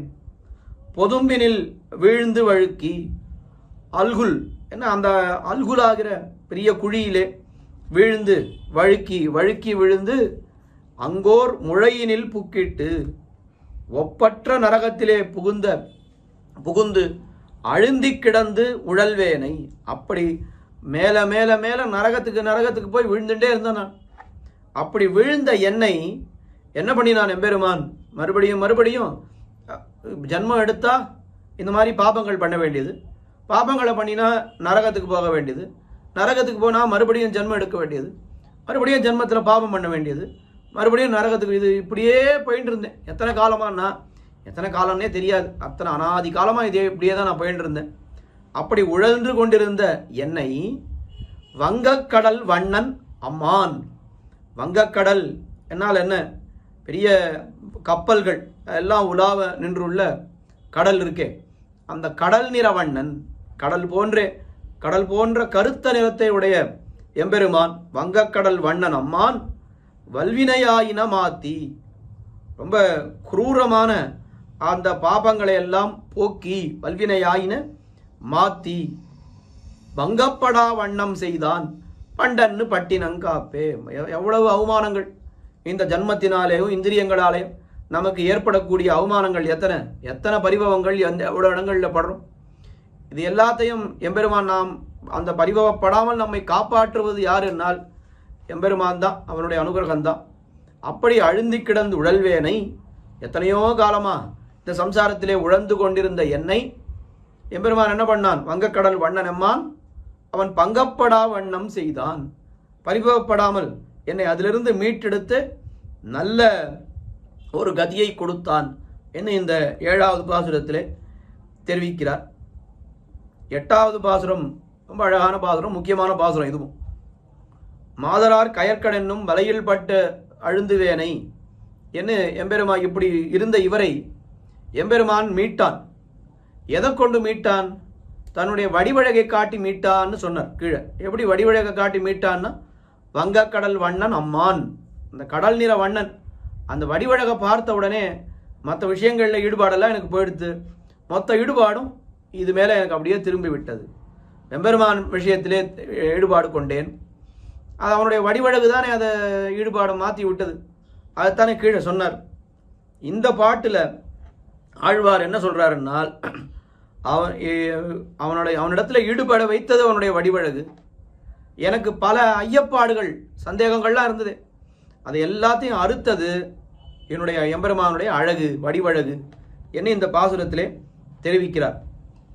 ஏதங்களாயினவெல்லாம் இரங்கல் இடுவித்து என்னுள்ளே பீதகவாடை பிரானார் பிரமகுருவாகி வந்து போதில் கமலவன் நெஞ்சம் புகுந்துமென் சென்னித்திடரில் பாத இலச்சின வைத்தான் பண்டன்னு பட்டினங்காப்பே. இராப்பகல் ஓதுவித்து என்னை பயித்தி பணி செய்ய கொண்டான்னு கீழே சொன்னாரே, அது எப்படி பண்ணான்? என்னை எம்பெருமான் எனக்கு ஞானத்தை கொடுத்தான். ஞானத்தை கொடுத்து அதை அனுஷ்டான பரியந்தமாக ஆக்கினான். அதற்கு மேலே என்னிடத்திலே கைங்கரியமும் கொண்டான் அப்படின்னு சொன்னாரே, அது எந்த முகத்தாலே, எப்படி, எந்த வழியாலே அப்படின்னு பார்த்தால், சாஸ்திர முகத்தாலேயா, ஈஸ்வர முகத்தாலேயா, இல்லை ஆச்சாரிய முகத்தாலேயா என்னால் ஆச்சாரிய முகத்தாலே. ஒரு ஆச்சாரியனுடைய முக்கியத்துவத்தை பெரியாழ்வார் எவ்வளோ அழகா தெரிவிக்கிறார் இந்த பாசுரத்திலே பாருங்க. ஞானத்தை கொடுத்தான் அப்படின்னா வெறும சாஸ்திரங்களை எல்லாம் கொடுத்து ஞானத்தை கொடுத்தானா, இல்லை ஈஸ்வரன் நேரே வந்து ஞானத்தை கொடுத்தானா? இல்லை, ஆச்சாரியன் மூலமாக இந்த ஞானத்தை கொடுத்தான். யார் ஆச்சாரியன்? அவனே ஆச்சாரியனாக வந்தான். பீதக வாடை பிரானார் பிரமகுருவாகி வந்து என்ன, அதுதானே இங்கே சொல்ல போகிறார். பீதக வாடை பிரானார், ரொம்ப பீதாம்பரத்தை எல்லாம் அணிந்திருக்கக்கூடிய எம்பெருமான் பிரான், சர்வேஸ்வரன், உபகாரகன்.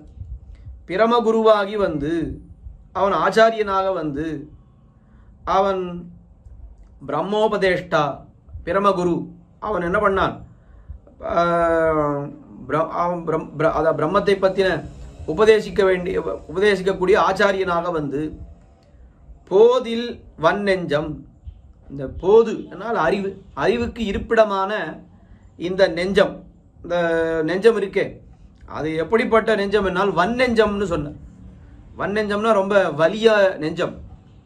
வலிய நெஞ்சம் என்னால் என்ன?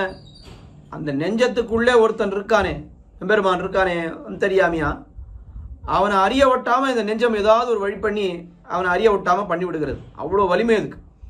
அந்த நெஞ்சத்தினுடைய வலிமையெல்லாம் அவன் என்ன பண்ணான்? போக்கி போதில் கமல வன்னெஞ்சம். அந்த நெஞ்ச கமலம், நெஞ்சமாகிற கமலம் தாமரை மலரிலே புகுந்து என்னுள் ஏதங்கள் ஆயினவெல்லாம், என்னுடைய மனசுக்குள்ளே இருக்கக்கூடிய பாபங்கள் அது எல்லாவற்றையும், ஏதங்கள் ஆயினவெல்லாம் என்னால் என்ன சொன்னார்?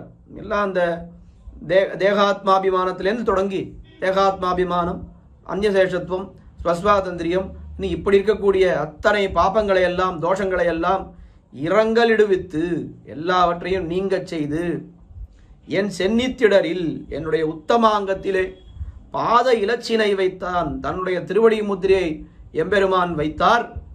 அவர் அந்த திருமேனி, இப்போ அந்த தேகம் இருக்கே, இது பண்டன்னு பட்டினங்காப்பே. என்னுடைய நெஞ்சத்திலே போதில் கமலவன் நெஞ்சம் புகுந்து ஏதங்கள் ஆயினவெல்லாம் இரங்கல் இடுவித்து இன்னும் எல்லாத்தையும் எம்பெருமான் பண்ணி தன்னுடைய திருவடியை கொண்டு, தன்னுடைய திருவடியை என்னுடைய தலைமையில வைத்தான். மேலே இதே தான் சொல்ல போகிறார்.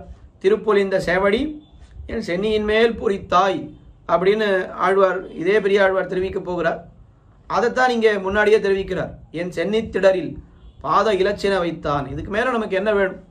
கதாபுனசங்கர் ரதாங்க கல்பக துவஜார விந்தாங்குஷ வஜ்ரலாஞ்சனம் திரிவிக்ரமத்வ சரணாம்புஜத்வயம் மதிய மூர்தானம் அலங்கரிஷ்யதி. எப்பொழுது கதா கதா கதான்னு ஆட வந்தார், கதறுகிறார். அப்படியே உன்னுடைய திருவடிகள் என்னுடைய தலையை வந்து எப்பொழுது தீண்ட போகின்றது, எப்பொழுது எப்பொழுது எப்பொழுதுன்னு அதையே ஆழ்வார் ஆள வந்தார் தெரிவித்தார்.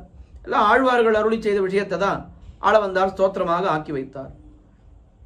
அது போதில் கமல வன்னெஞ்சம் ஏதங்கள் ஆயினவெல்லாம் இரங்கல் இடுவித்து, ஆச்சாரியனாக வந்து அவன் என்னெல்லாம் பண்ணான் அப்படின்னு சொன்னார். திருமந்திரத்தை உபதேசித்தான். ரொம்ப வியாக்கியானத்தில் ஆச்சரியமாக காட்டுறார் பெரியவாச்சான் பிள்ளை. திருமந்திரத்தை உபதேசித்தான் என்னால் திருமந்திரத்தில் இருக்கிற அர்த்தத்தை எல்லாம் தமக்கு புரியும்படி அவர் எம்பெருமான் பண்ணினார். அழகான வார்த்தை, ரொம்ப அழகாக சொல்கிறார். என்னென்ன அர்த்தங்கள்? மகாரத்தாலே தேகாத்மாபிமானத்தை கழித்து, மகாரம் அதாவது பிரணவத்திலே அகாரம் உக்காரம் மகாரம் இருக்கு. அந்த மகாரத்தினுடைய அர்த்தம் என்ன அப்படின்னா, முதல்ல நாம் பகவானுக்கு சேஷப்பட்டவன்னு தெரிஞ்சுக்கணும். ஞானமே வடிவெடுத்த இந்த ஜீவாத்மா, அதில் நாமே தேகமே ஆத்மான்னு நினச்சிட்டு இருந்தான் இத்தனை நாள். ஆனால் இப்போ என்ன தெரிஞ்சது? ஜீவாத்மா அந்த தேகமே தேகாத்மாபிமானம்ன்றது மகாரத்தாலே கழிகிறது. சதுர்த்தியாலே ஸ்வஸ்வாதந்திரியத்தை கழிக்கிறது. சதுர்த்தி, அதில் லுப்த சதுர்த்தின்னு சொல்கிறோமே, அதில் இருக்கக்கூடிய பிரணவத்தில் இருக்கக்கூடிய லுப்த சதுர்த்தி, அதில் ஆயைவ மு அப்படின்னு அதில் பகவானுக்கே அப்படின்னு அந்த சதுர்த்தி அது அழிந்து கிடக்கிறது. அந்த சதுர்த்தியால் என்ன இருக்குது அப்படின்னா, பகவானுக்கே அப்படின்னா பகவானுக்கே உரியவன், எனக்கு நான் உரியவன் அல்லன். கண்ணபுரவன் உடையானுக்கு அடியேன் ஒருவருக்குரியேன். அடியேன்னு சொன்னதுனால அதில் அந்த மக்காரத்தினுடைய அர்த்தம் தெரிகிறது. கண்ணபுரவன் உடையானுக்கே அப்படின்னு சொன்னதுனால இங்கே என்ன தெரிகிறது என்னால் ஸ்வஸ்வாதந்திரியம், அது நானே எனக்கு எஜமானன் அப்படின்றது கழிகிறது. உக்காரத்தாலே அந்நியசேஷத்துவம் கழிகிறது. அடியேன் ஒருவருக்குரியேனும், அதில் உக்காரம் இருக்கே, முதல்ல அகாரம் பகவான், அதுக்கு மேலே லுப்த சதுர்த்தி, அதுக்கு மேலே உக்காரம், அதுக்கு மேலே மகாரம் என்ன இந்த நாலாக பிரிச்சுக்கணும் பிரணவத்தை. அதில் உக்காரத்தாலே என்ன தெரிகிறதுனால் பகவானுக்கு மட்டுமே இவன் உரியவன். அப்போ வேற தேவதைகள் வேற யாருக்காவது உரியவனானா அதெல்லாம் இல்லை. அந்த அந்நியசேஷத்துவம் அதை கண்ணபுரமன் உடையானுக்கு அடியேன் ஒருவருக்குரியேனோ, வேற ஒருத்தருக்கு நான் அடிமைப்படுவேனா என்று ஆழ்வார் கேட்டார். அதுபோல இந்த பிரணவத்தினுடைய அர்த்தம் அதை தெரிவித்தான். நமசாலே ஸ்வயத்னத்தை கழித்து, நமப்பதத்தாலே என்ன பிரணவத்தாலே ஸ்வரூபம் தெரிவிக்கப்படுகிறது, நமசாலே உபாயம் தெரிவிக்கப்படுகிறது. பகவானை அடைவதற்கு என்ன யார் உபாயம்? நான் ஏதாவது முயற்சி பண்ணலாமான்னா மகான என்னுடையது என்று எதுவுமே கிடையாது. பகவானை அடைவதற்கு உபாயம் பகவானே தான் என்று தெரிந்து கொள்கிறோமே. நமசாலே ஸ்வயத்னத்தை கழித்து, நம்முடைய முயற்சியெல்லாம் கழித்து, அதுக்கு மேலே நாராயண பதத்தாலே ஸ்வப்பிரயோஜனத்தை கழித்தபடி. நாராயணாய அப்படின்ற பதத்தில் என்ன தெரிகிறது? இந்த ஆய அப்படின்ற பதத்தால் என்ன தெரிகிறது? கைங்கரியம் பண்ணினால் அந்த கைங்கரியம் சுவார்த்தமாக இருக்கக்கூடாது, நம்முடைய ஆனந்தத்திற்காக அந்த கைங்கரியம் இருக்கக்கூடாது. எப்பொழுதுமே பகவானுடைய ஆனந்தத்திற்காக இந்த கைங்கரியம் இருக்க வேண்டும். புருஷார்த்தத்தை விவரிக்கிறது நாராயணாய என்கிற பதம். அந்த புருஷார்த்தம்ன்றது எப்படி இருக்கணும்? தோஷமற்றதாக இருக்கணும், குற்றமற்றதாக இருக்க வேண்டும். ஒழிவில் காலமெல்லாம் உடனாய் மன்னி வழுவிலா அடிமை செய்ய வேண்டும். நான் குற்றம் என்ன குற்றம்? பகவானுக்கு கைங்கரியம் பண்ணும்பொழுது எது குற்றம்னு கேட்டால், தன்னுடைய ஆனந்தத்திற்காக கைங்கரியம் பண்ணினான்னா அது குற்றம். கைங்கரியம் பண்ணினால் அது அவனுடைய ஆனந்தத்திற்காக இருக்க வேண்டும். முந்தன்னோடு உத்தோமே ஆவோம் உனக்கே நாம் ஆட்செய்வோம் அத்தனங்காமங்கள் மாத்து என ஆண்டாளும் தெரிவித்தாளே. அப்படி எல்லாம் திருமந்திரத்தினுடைய அர்த்தங்கள் தான் ஆழ்வார்கள் பல்வேறு பாசுரங்களிலே தெரிவிக்கிறார்கள். அந்த திருமந்திரத்தினுடைய அர்த்தத்தை ஆச்சாரிய முகேன எனக்கு எம்பெருமான் அதை சொன்னான். ஏதங்கள் ஆகினவெல்லாம் இரங்கல் இடுவித்து என்னுள்ளே பீதகவாடை பிரானார் பிரம குருவாகி வந்து போதில் கமலவன் நெஞ்சம். திருமந்திரத்தினுடைய அர்த்தத்தை எனக்கு நன்றாக தெரிவித்து அவனுடைய அந்த திருவடிகளை எடுத்து திருவடிகளை என்னுடைய உத்தமாங்கத்திலே வைத்தான், தலைமையிலே வைத்தான் என்ன அதுதான் இந்த எட்டாவது பாசுரத்திலே தெரிவிக்கிறார். அடுத்தது 9வது பாசுரம். இப்போ அப்படியே இந்த திருமொழி போக்கு மாறுறது. ரொம்ப அழகாக அதுக்கு பெரியவாச்சான் பிள்ளை அவதாரிக்க ஒரே வரியில் சொல்கிறார். கீழே என்ன சொன்னார் ஆழ்வார்? ஈஸ்வரன் தமக்கு காவலானபடி சொன்னார், இப்பாட்டில் தாம் அவனுக்கு காவலானபடி அருளி செய்கிறார். பெரியாழ்வாருடைய அவருடைய அந்த இது வந்துடுமே வெளியில். என்னதான் அவர் சொல்லிட்டு இருந்தாலும் இந்த தன்துறையான அப்படின்னு சொல்லுவார். நம்மாழ்வார் செய்யதாமரை கண்ணனாயின்னு ஒரு திருவாய்மொழி, அதில் அர்ச்சாவதார சௌலபியத்தை சொல்லிட்டே வந்தார். எஞ்சினால் நினைப்பான் அவன் அவனாகும் நீழ்கடல் வண்ணனே அப்படின்னு சொன்னார். அப்படின்னு சொன்ன நமக்கெல்லாம் அர்ச்சாவதாரத்தை உபதேசம் பண்ணிட்டே வந்தார். அப்புறம் என்ன பண்ணிட்டார்? கடைசியில் அன்னு தேர்கடவிய பெருமான் கனைகடல் காண்பது எண்ணுகோள் கண்களே தம் துறையான கிருஷ்ணாவதாரத்திலே இழுகிறார். அப்படின்னு அங்கே ரொம்ப அழகாக ஒரு திருஷ்டாந்தம் காஞ்சி சுவாமி ஒரு கதை மாதிரி காட்டியிருக்கார்.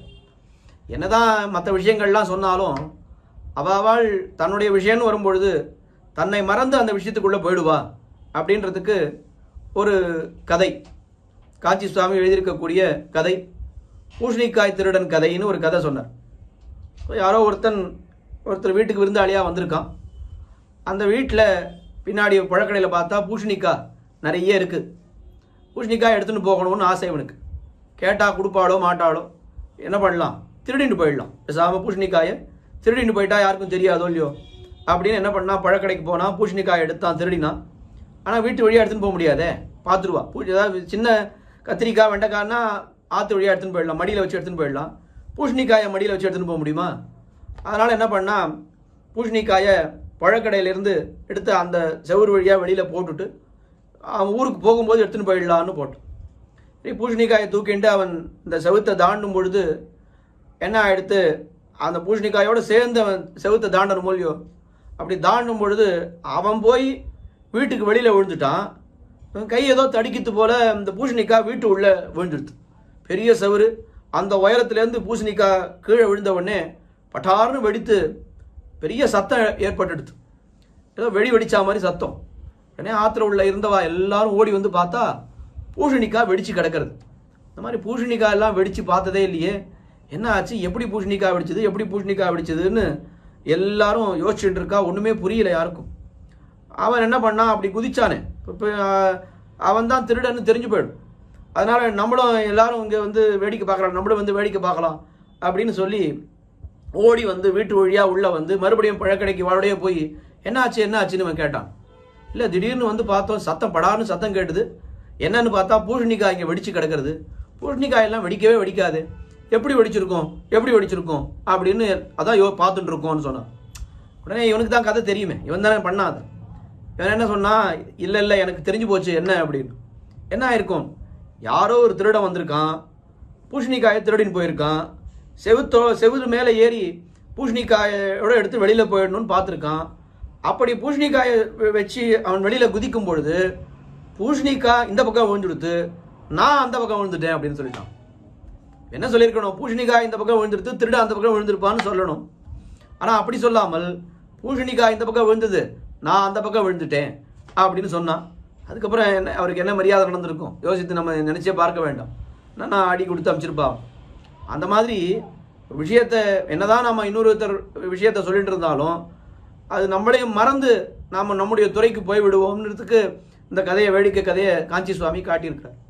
அதுபோல் இத்தனை நாள் எம்பெருமான் தனக்கு காவலானபடியே சொன்னார். அதை சொல்கிறதுல பெரியாழ்வாருக்கு பெரிய ஒரு ஈடுபாடோ விசேஷமோ அது கிடையாது. எப்போவுமே பெரியாழ்வார் எப்படிப்பட்டவர், பொங்கும் பரிவாலே வெள்ளிபுத்தூர் பட்டர்வீரான் பெத்தான் பெரியாழ்வார் என்னும் பெயர்னு காட்டியிருக்கிறாளே. இப்போ தான் எம்பெருமானுக்கு காவலானபடி 10 பாசுரம் அருளி செய்தார்னா அதையே சொல்லி முடிக்கணுமா இல்லையா? பண்டன்னு பட்டினங்காப்பே பட்டினங்காப்பேன்னு 10 பாட்டிலையும் அதை சொல்லி முடிக்கணுமா இல்லையா? அது என்ன 8 பாட்டில் அதை மட்டும் சொல்லிட்டு கடைசி 2 பாட்டுக்கு தான் மங்களாசாசனம் பண்ணுறதுக்கு போயிடுறது. இப்போ இது வரைக்கும் பண்ணது அது அவருடைய ஸ்வரூப சுபாவங்களுக்கு அந்த அளவுக்கு சேராது. இனிமேல் பண்ண போகிற 2 பாசுரங்கள் தான் பெருமாளுக்கு தான் காவலானபடி. எவ்வளோ அழகாக அந்த வியாக்கியான பங்கியை வாசிச்சா தெரியும். கீழே ஈஸ்வரன் தமக்கு காவலானபடி சொன்னார். ஈஸ்வரன் தனக்கு என்னெல்லாம் பண்ணியிருக்கார், ஈஸ்வரன் தன்னை எப்படி ரட்சித்திருக்கிறான்னு கீழே சொன்னார். எல்லாம் நிறைய பார்த்தோம். இப்போ மேலே என்ன 2 பாட்டில் என்ன சொல்றார், அடுத்த 2 பாசுரத்தில் தாம் அவனுக்கு காவலானபடி அருளி செய்கிறார். இவர் போய் அவனுக்கு காவலா? எம்பெருமான் எப்பேற்பட்டவன், யாரால அவனுக்கு என்ன தீங்கு பண்ணிவிட முடியும்? ஆழ்வார் போய் அவனுக்கு காவலான்னா அதுதான் பெரியாழ்வார். பெரியாழ்வார் எப்போ என்ன நினைச்சுட்டு இருக்காருன்னா தான் மங்களாசாதனம் பண்ணுறதுக்கு தான் இருக்க வேண்டும். கீழே பார்த்துமே அடியோமோடும் நின்னோடும் பிரிவினி 1000 பல்லாண்டுன்னு. அப்படி தான் எம்பெருமானைக்கு ரட்சகனாக நினைத்து கொண்டிருக்கிறார். இந்த இவருடைய அந்த ஸ்ரீவசன போஷத்தை கூட பார்க்கும் பொழுது இங்கே எல்லாம் தட்டுமாறி கிடக்கும், ரக்ஷக பாவம்ன்றது தட்டுமாறி கிடக்கும்னு காட்டுறாரு. அந்த மாதிரி இங்கே பெரியாழ்வார் என்ன பண்ணிட்டார், இப்போ இன்னமே அடுத்த 2 பாசுரத்தில் என்ன பண்ண போறாருன்னா எம்பெருமானை ரக்ஷியபூத்தனாக நினைத்து தன்னை அவனுக்கு ரக்ஷகனாக நினைக்கிறார். இதுதான் பெரியாழ்வாருடைய சுபாவம். இப்போ இங்கே என்ன சொல்றார், எல்லாரையும் பார்த்து எம்பெருமானுக்கு காவலாக இருங்கோள் என்று தெரிவிக்கிறார். யார் யார் என்ன நித்தியசூரிகளை பார்த்து தெரிவிக்கிறார். நித்தியசூரிகளுக்கு தெரியாத அந்த விஷயம், அவளுக்கு என்ன ஏதாவது பசி தூக்கம் தாகம் ஏதாவது உண்டா அப்படின்னா இது இவருடைய சுபாவம். அனிமிஷேரை பார்த்து உறங்கேல் என்பது பெரியாள் ஸ்ரீவசன பூஷணத்தில் ரொம்ப அழகாக காட்டுற பெரியாழ்வாருடைய பெருமைன்னு 5 விஷயம் காட்டும் பொழுது என்ன சொன்னார்? பிரதிகூலையும் அனுகூலரையாக ஆக்கி கொண்டு பய நிவர்த்தங்களுக்கு பயப்படுகை, அனிமிஷரை பார்த்து உறங்கேல் என்று சொன்னது என்ன. இந்த பாசுரத்தை திருவுள்ளத்திலே கொண்டுதான் அந்த சூத்திரம் அருளி செய்கிறார் பிள்ளலோகாச்சாரியர். ரொம்ப அழகான பாசுரம், எப்பொழுதும் நாம் அனுசந்திக்க வேண்டிய பாசுரம். எம்பெருமானுக்கு பெரியாழ்வார் அளவுக்கு நமக்கு பாவம் இல்லைன்னாலும் பெரியாழ்வார் பாசுரத்தை கொண்டு நாம் இதை சொல்லிகிட்டே இருந்தோம்னா அந்த மங்களாசாசன பரத்தைன்றது ஏதோ கொஞ்சம் நமக்கும் வரும். ஏன்னா இது அதனால தான் இந்த பாசுரத்தை 2 முறை சேவிக்கிறதுன்னு ஒரு வழக்கு. கோயிலில் முக்கியமான பாசுரங்கள்லாம் அருளி செயல் சேவா காலத்தை 2 முறை சேவிக்கிறோம். இந்த பாசுரம் நிச்சயமாக 2 முறை சேவிக்க வேண்டியது. ஏன்னா மங்களாசாசன பாசுரம் இது. உரகல் உரகல் உரகல் ஒன்றுடர் ஆழியே சங்கே அறவெறி நாந்தகவாளே அழகிய சார்ங்கமே தண்டே இரவு படாமல் இருந்த எண்மருலோக பாலீர்கள் பறவையறையா உரைகள் பள்ளியறை குறிக்கொண்மின் ஒன்றுடர் ஆழியே சங்கே. ரொம்ப அழகாக ஜோதிர்மயமாக இருக்கக்கூடிய ஆழி திருவாழி ஆழ்வானே, சங்கே பாஞ்சஜன்ய ஆழ்வானே, அரையறி நாந்தகவாளே சத்ருகள் எல்லோரும் அலரும்படியாக இருக்கக்கூடிய நாந்தகம் அலரும்படி எரிகிற நாந்தகம் என்கிற வாளே. எம்பெருமானுடைய வாளுக்கு நாந்தகம்னு பேர். அழகிய சார்ங்கமே, சார்ங்கம் என்னும் வில்லாண்டான் தன்னை. ஏன்னா அந்த சார்ங்கம் என்கிற வில், தண்டே கதையே எம்பெருமானுடைய அந்த கதை இருந்த அளவரி ஒன்றுடர் ஆழியே சங்கே நாந்தக வாளே அழகிய சார்ங்கமே தண்டே. இருந்த என்னால் ஈஸ்வரன் வைக்க இருக்குமவர்களாய். நித்தியசூரிகள் எல்லாரும் எம்பெருமானுடைய ஒரு அதீனத்தில் இருக்கிறார்கள் என்று சொல்றோம். எண்மருலோக பாலீர்கள் எல்லா திக்குகளுக்கும் அஷ்ட திக் பாலகர்கள்னு 8 பேர் இருக்காள். அவளை பார்த்து ஆழ்வார் சொல்றார், இரவு படாமல் உரகல் உரகல் உரகல். இரவு படாமல் என்னால் ரொம்ப தப்பாமல், அதை எப்பொழுதுமே அதை குறிக்கொண்டு என்ன அர்த்தம். இரவுன்ற வார்த்தைக்கு எழுத்து கூட்டி பார்க்கும்பொழுது தான் அதனுடைய வித்தியாசம் தெரியும். சொல்லும் பொழுது இரவுன்னு தான் சொல்கிறோம். இரவு அப்படின்றதுக்கு வல்லினரா போட்டால் அது இந்த பாசுரம் தப்பாமல், இரவு படாமல் தப்பாமல். இடைநரா போட்டால் வல்லினரா இடைநரான்னா தெரியாதுன்னா பெரியரா போட்டால் தப்பாமல், சின்னரா போட்டால் இரவு பகல் இரவு ராத்திரி வேலையை சொல்கிறோமே அதுக்கு இரவுன்னு போடுறோம். அப்போ இதுக்கு அதுக்கும் வித்தியாசம், ஸ்பெல்லிங்கில் வித்தியாசம் இருக்குது. நம்ம நினைக்கும் பொழுது ரெண்டுமே ஒரே மாதிரி உச்சரிப்பதனாலே இது ஒருவேளை அந்த ராத்திரின்னு நினச்சிட்டா இரவு படாமல்னு அர்த்தம் சொன்னால் அது அர்த்தம் மாறி போய்டும். இது மாதிரி பாசுரங்கள்லாம் அந்த ஸ்பெல்லிங்கை ஞாபகம் வச்சுட்டா தான் அர்த்தம் நல்லா ஞாபகம் இருக்கும். அடுத்த பாசுரத்துலேயும் வரப்போகுது. பறவை திரை பலமோத. பறவைனா அது பெரியரா போட்டுட்டாக்கா அது பறவை, பறக்கிற பறவை, அது அர்த்தம் இல்லை. அங்கே பறவைனா சமுத்திரம், சின்னரா போடணும். அங்கே இந்த சின்னராவுக்கும் பெரியராவுக்கும் நிறைய குழப்பம் ஏற்படும். இது போடணுமா அது போடணுமா அப்படின்றது நிறைய குழப்பம் ஏற்படும். இதெல்லாம் ஒரு ராமானுசன் ஒரு புஸ்தகத்தில் காஞ்சி சுவாமி எந்தெந்த வார்த்தைகள் திவ்ய பிரபந்தத்தில் இருக்கக்கூடிய வார்த்தைகள் பெரியராவுக்கும் சின்னராவுக்கும் வித்தியாசமோடு வருது, அரண் அரண், அரவு அரவு என்ன இப்படியெல்லாம் நிறைய வார்த்தைகள்லாம் எழுதி இந்த வார்த்தையும் அதில் அவர் சேர்த்து அவர் என்ன பண்ணார், இரவு இரவு என்ன போட்டு இதுக்கு என்ன அர்த்தம் அதுக்கு என்ன அர்த்தம், திவ்ய பிரபந்தத்தில் என்ன பிரமாணம்னு அந்த அளவுக்கு நாம் எல்லாம் படிக்க வேண்டும், தெரிந்து கொள்ள வேண்டும் என்று முயற்சி எடுத்து சுவாமி எழுதியிருக்கிறார் காஞ்சி சுவாமி. அந்த வியாசத்தை அவசியம் எல்லாரும் வாசிக்க வேண்டும். இரவு படாமல் உரகல் உரகல் உரகல், உறங்காதீர்கள் உறங்காதீர்கள் உறங்காதீர்கள். யாரை பார்த்து உறங்காதீர்கள்னு சொல்லணும், யாருக்கு தூக்கம் வருமோ அவளை உறங்காதீர்கள்னு சொல்லணும். ராத்திரி 12 மணிக்கு ஒருத்தன் தூங்கி வழிஞ்சிட்டு இருக்கான்னா அவனை பார்த்து தூங்காதப்பான்னு சொல்லலாம். கார்த்தால நன்னா இருக்கிறவனை பார்த்து தூங்காதன்னு எப்படி சொல்ல முடியும்? அதுவாது மனுஷர்கள். நித்தியசூரிகளுக்கு இந்த தூக்கம் பசி தாகம் இதெல்லாம் உண்டா? எப்பவுமே அவள் ஒரே மாதிரி தானே இருக்கா. அவளை பார்த்து தூங்காதீர்கள் தூங்கி விடாதீர்கள்னு சொன்னா இது என்ன சுவாமி நியாயமா அப்படின்னா அதுதான் பெரியாழ்வார். அவளுக்கு கூட அவர் என்ன பண்ணுவார், ஏதோ தூக்கம் இருப்பதாக நினைத்து கொண்டு தூங்காதீர்கள், உறங்காதீர்கள், உறங்காதே கொள்ளுங்கோள் அப்படின்னு ஒரு தடவைக்கு 3 தடவை சொல்றார். உரகல்னு சொன்னாலே பொறுமை. உரகல் உரகல் உரகல்.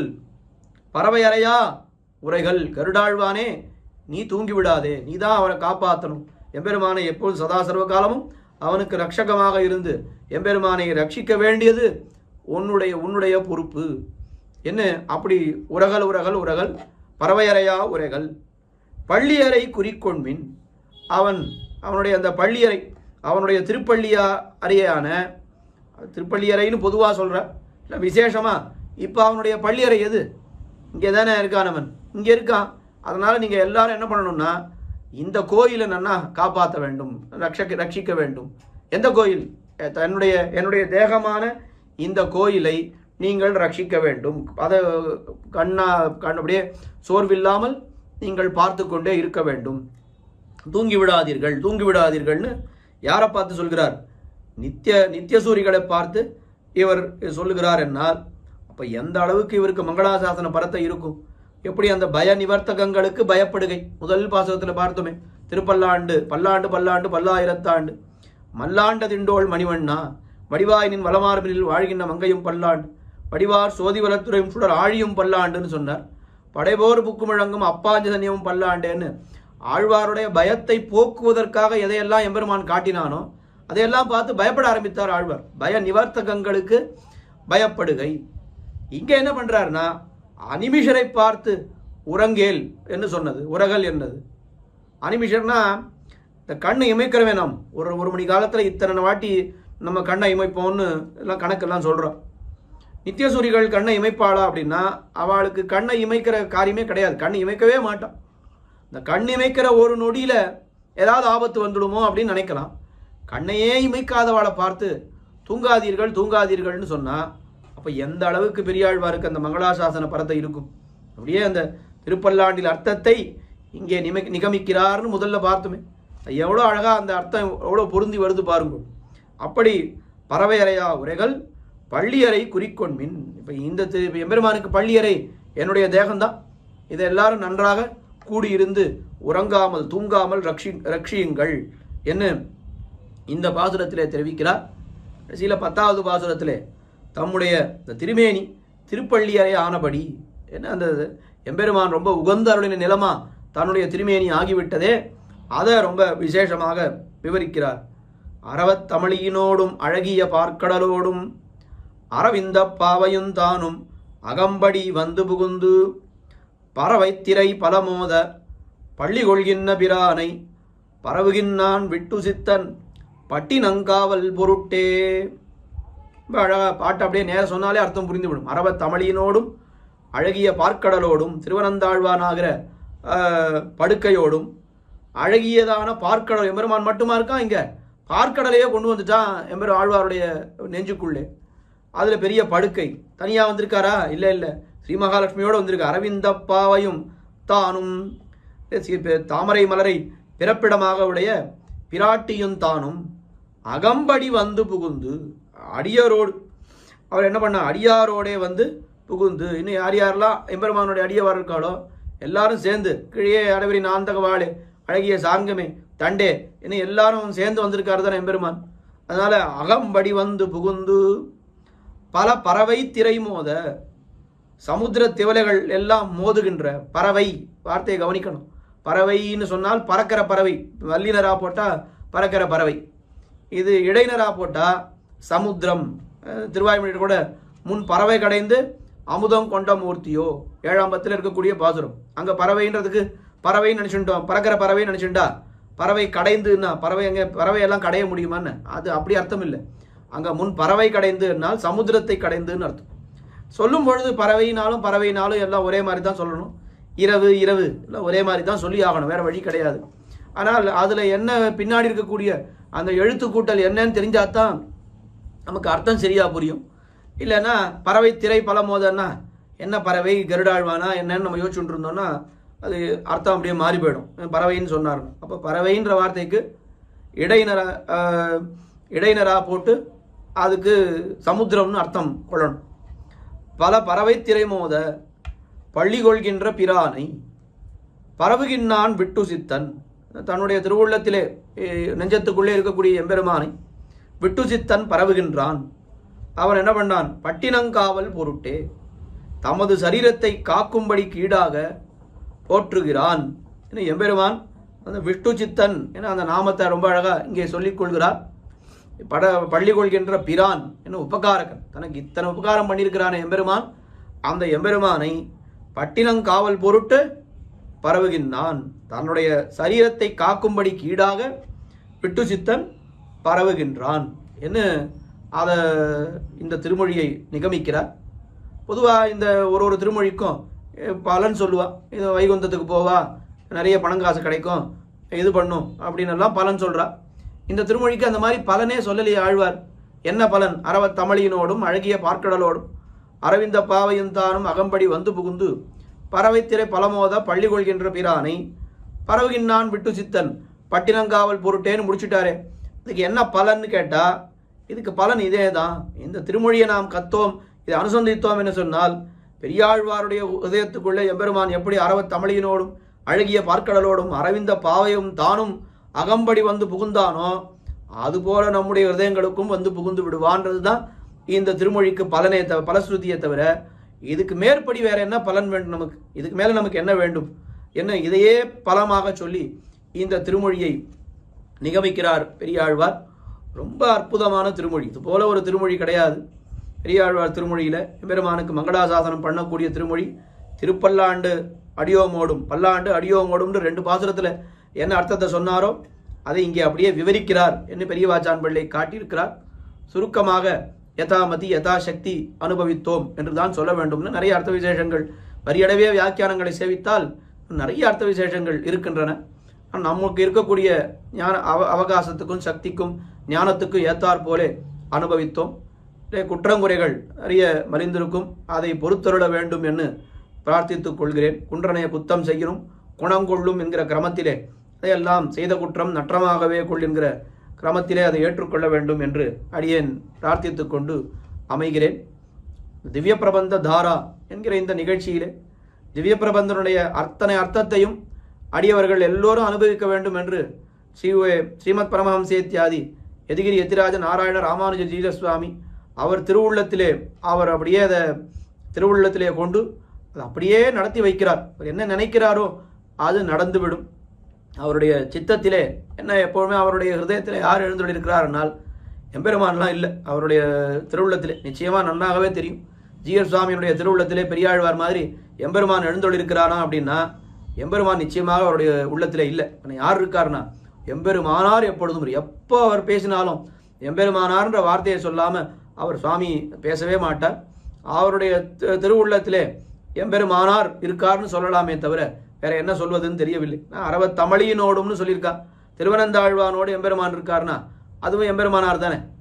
தமிழி திருவனந்தாழ்வான் தானே எம்பெருமானாரை அவதரித்தார். அப்போ எம்பெருமானார் அவருடைய திருவுள்ளத்திலே இருக்கார். எம்பெருமானார் திருவுள்ளத்துக்குள்ளே யார் இருக்கார்னா எம்பெருமான் இருக்கிறான். இருப்பிடம் வைகுந்தம் வேங்கடம் மாலிரன் சோலை என்னும் பொறுப்பிடம் மாயனுக்கென்பர் நல்லோர் அவை தன்னோடும் வந்திருப்பிடம் மாயனி ராமானுசன் மனத்து. நம்ம ஜீயர் சுவாமியினுடைய திருவுள்ளத்திலே எம்பெருமானார் இருக்கிறார். எம்பெருமானாருடைய திருவுள்ளத்திலே அத்தனை எம்பெருமான்களும் இருக்கின்றார்கள் அப்படின்னு பார்க்கிறோம்.